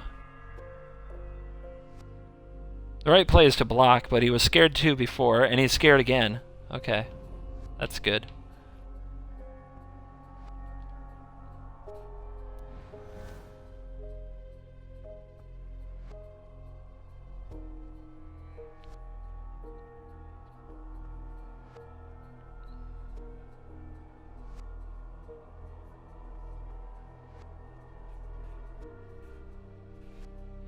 A, man, a Gear Hulk off the top would be a nice thing.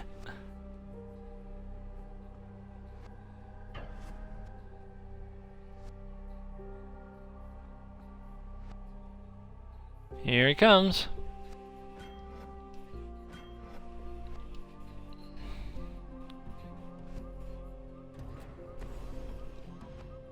And he probably has something for this.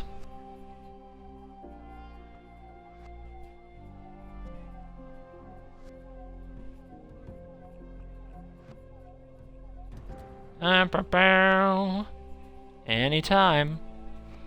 Yeah, you know me, buddy. You know me. I got my due.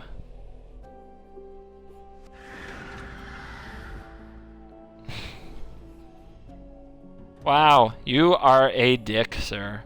You are a dick. What a jerk. Oh well. I'm not gonna sit there and wait for him to scry. What a jackass. And there are so many of those out these last few days. Oh my god. So many complete asshats. Can't win a game with any class, I tell ya. None.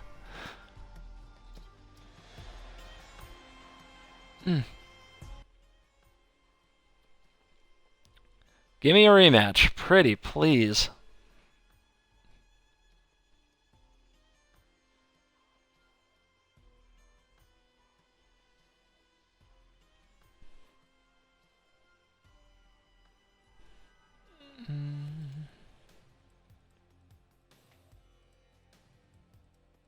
Please give me a rematch. I would like one. Nope. No luck.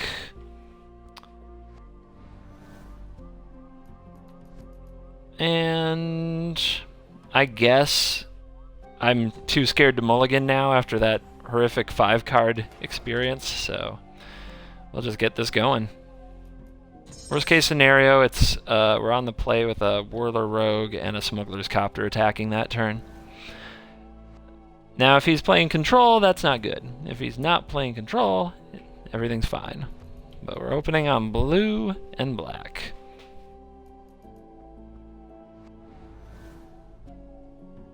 Yeah, that guy's deck was awful. We still lost to it, so. No quarter. No quarter given. That's what you get. 5-card hand, mana flood, just bleh. Maybe I could have played it better by keeping Henny around and being a little more patient with my Deep Fiend. That's the only thing I can think of.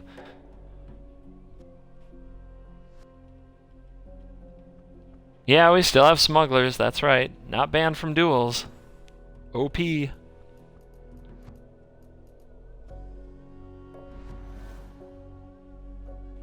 Okay, my god.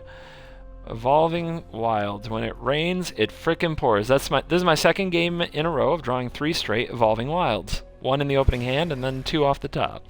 Oh wait, no, one of the draws was Smuggler's Copter, so there were 2 Evolving Wilds in the opening hand. Still, Evolving Flooded. Oh, we're gonna have fun though if this resolves next turn.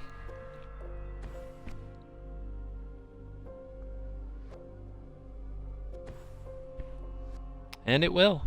Lucky us.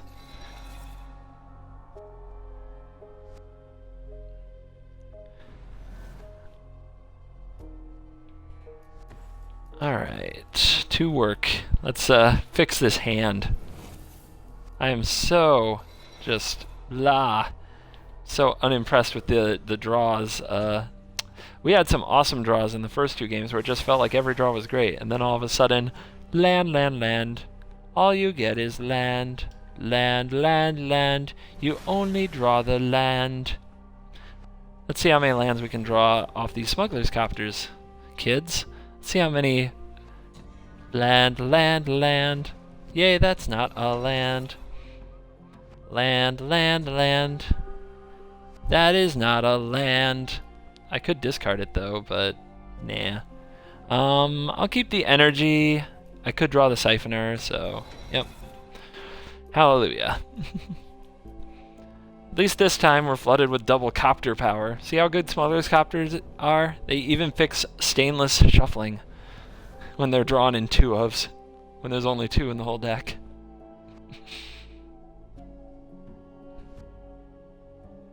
Brilliant, brilliant. Yes, ZZ. How many lands? 24. A whopping 24. Of course, you can see 9 right now.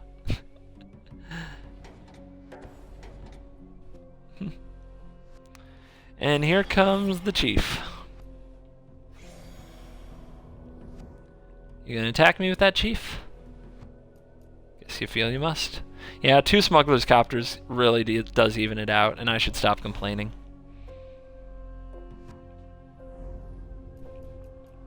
That is truth. Alright, that's a good land to draw. Let's leave a black up. Not paying attention to your background noise. And somebody with glasses. Right on. That's fine. I don't mind being the background noise. I don't mind. Shorty, I don't mind. If you dance on a pole, that don't make you a hoe. Shorty, I don't mind. Alright. Go make that money, money, money, money, money, money.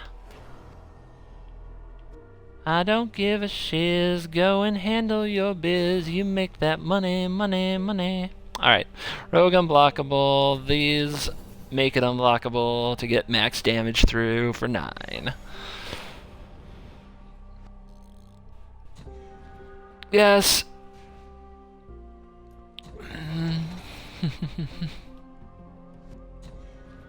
Yes.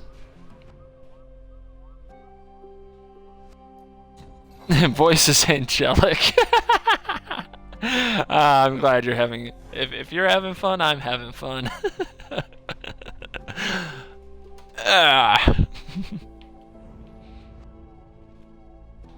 If you're having fun, I'm having fun.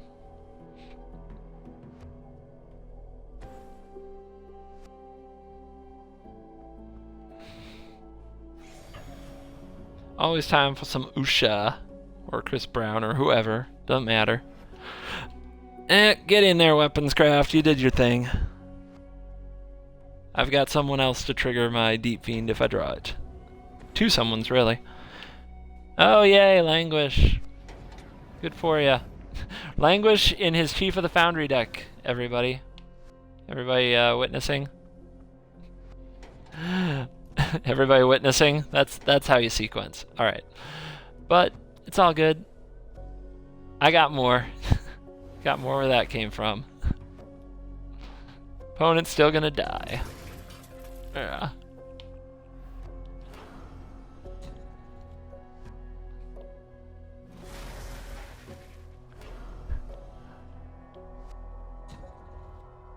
At the worst, I was able to get Scrounger back, so it was a good draw, but I think it was still in the bag.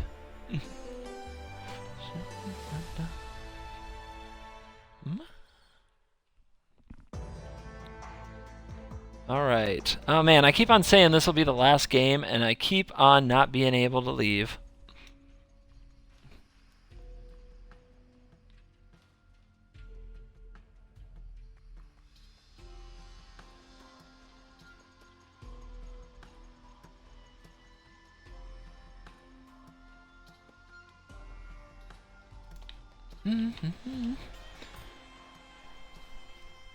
But I should eat.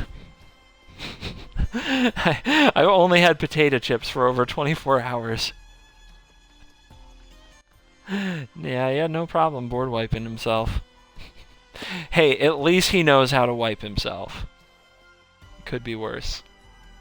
You can take that and do whatever you want with it. If you're enjoying the stream and you tolerate my singing and you like what I do, please don't forget to hit follow. Makes me feel nice. Generally, that's about all it does. Also, it's always fun having a lot of people in here for chat. It's a lot more exciting with a group. So, yeah. You should follow me. Or, as Muse would put it, follow me. You can follow me. Am I supposed to keep this copter? I guess not really. I mean, all I have to do is draw a creature and it's great, but I don't trust it.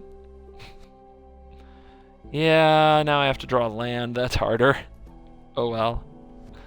And we really want to go right now, so I guess I need blue more.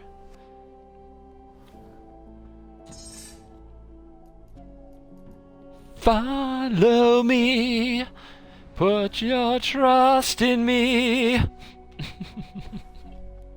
You're welcome, arrogant rabbit. Rip your ear.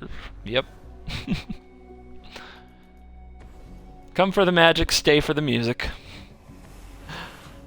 Hey, look, we drew another smuggler's copter. Anyway, you know, there's something really weird I'm starting to put together. I'm starting to learn that a turn 2 smuggler's copter is really useful. I seem to do a lot with it. Seems to really help me out.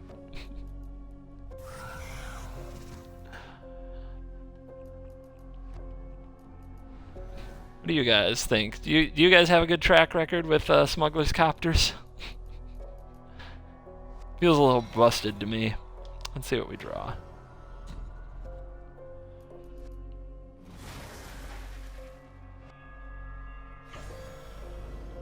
Nothing like drawing it on curve. Just rip it off the top. Alright, Gearhulk's too expensive.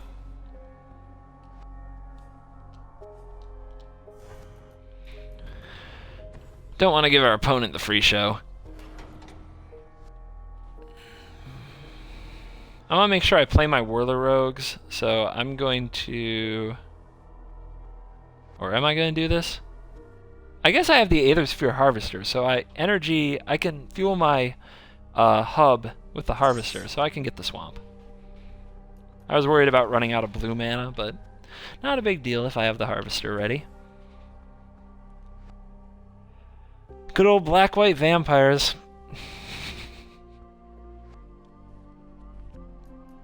Easily, in my opinion, one of the worst decks to ever get sleeved up, but other people like it, so my opinion, not that big of a deal. There's that Child of Night. And the pause. For nothing, I guess. Fatally pushed. What do we want to do here? I think we'll crew up and attack.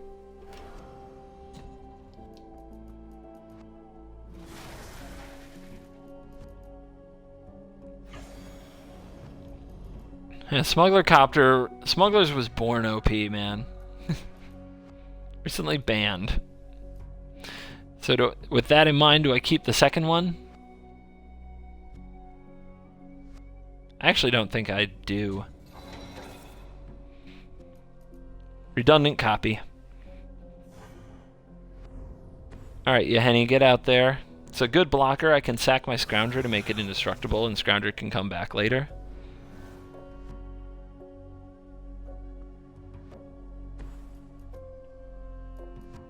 Black-red is a lot better. Black-red smashes. Very, very aggressive. My opinion, anyway. Here comes a Cliffhaven. So, we're looking for a Revolt trigger and a Fatal Push for such a creature. And this will help, so check it out. We can go... Cast Scrounger. Use Scrounger to crew the copter.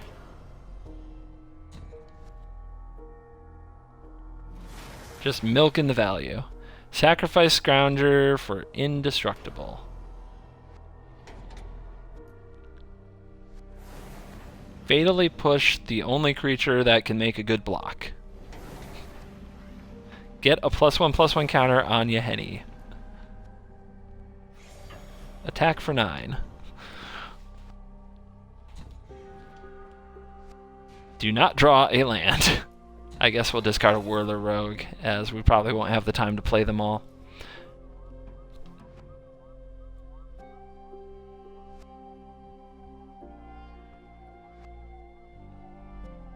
Our opponent's best hope now is Angelic Destiny. Which, to be fair, if they have, it is on. It is on.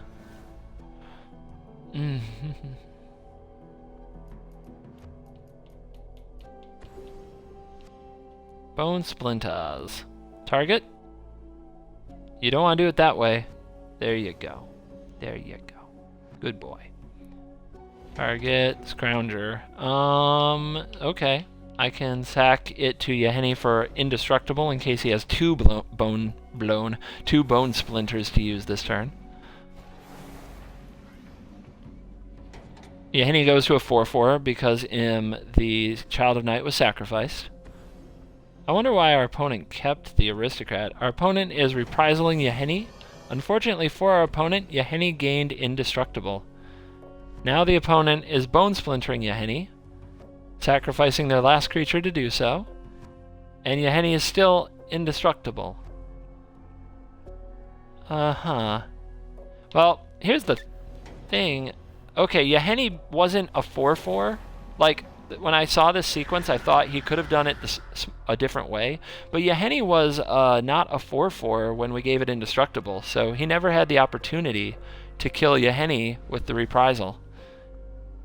And now he's just kind of said, that's enough. Man, I'm probably gonna, there's either gonna be a report in the bugs thread on Reddit about this, or I'm going to be reported as a hacker. I killed his creature 3 times, it never resolved. It never worked. The covert go blue is the hacks. Alright. That was fun. I like that black-blue deck better than anything I've done with black-blue. It's just kind of a mid-range good stuff deck with a few artifact synergies and a few energy synergies, but it's definitely not all in on any of the above. It does work. I'm going to go eat and maybe pass out because I am having trouble using my brain. So, I hope you guys have had fun. I have had fun. Duels is fun. Magic is fun. It's great. And, I will be back, and I'll see you all later.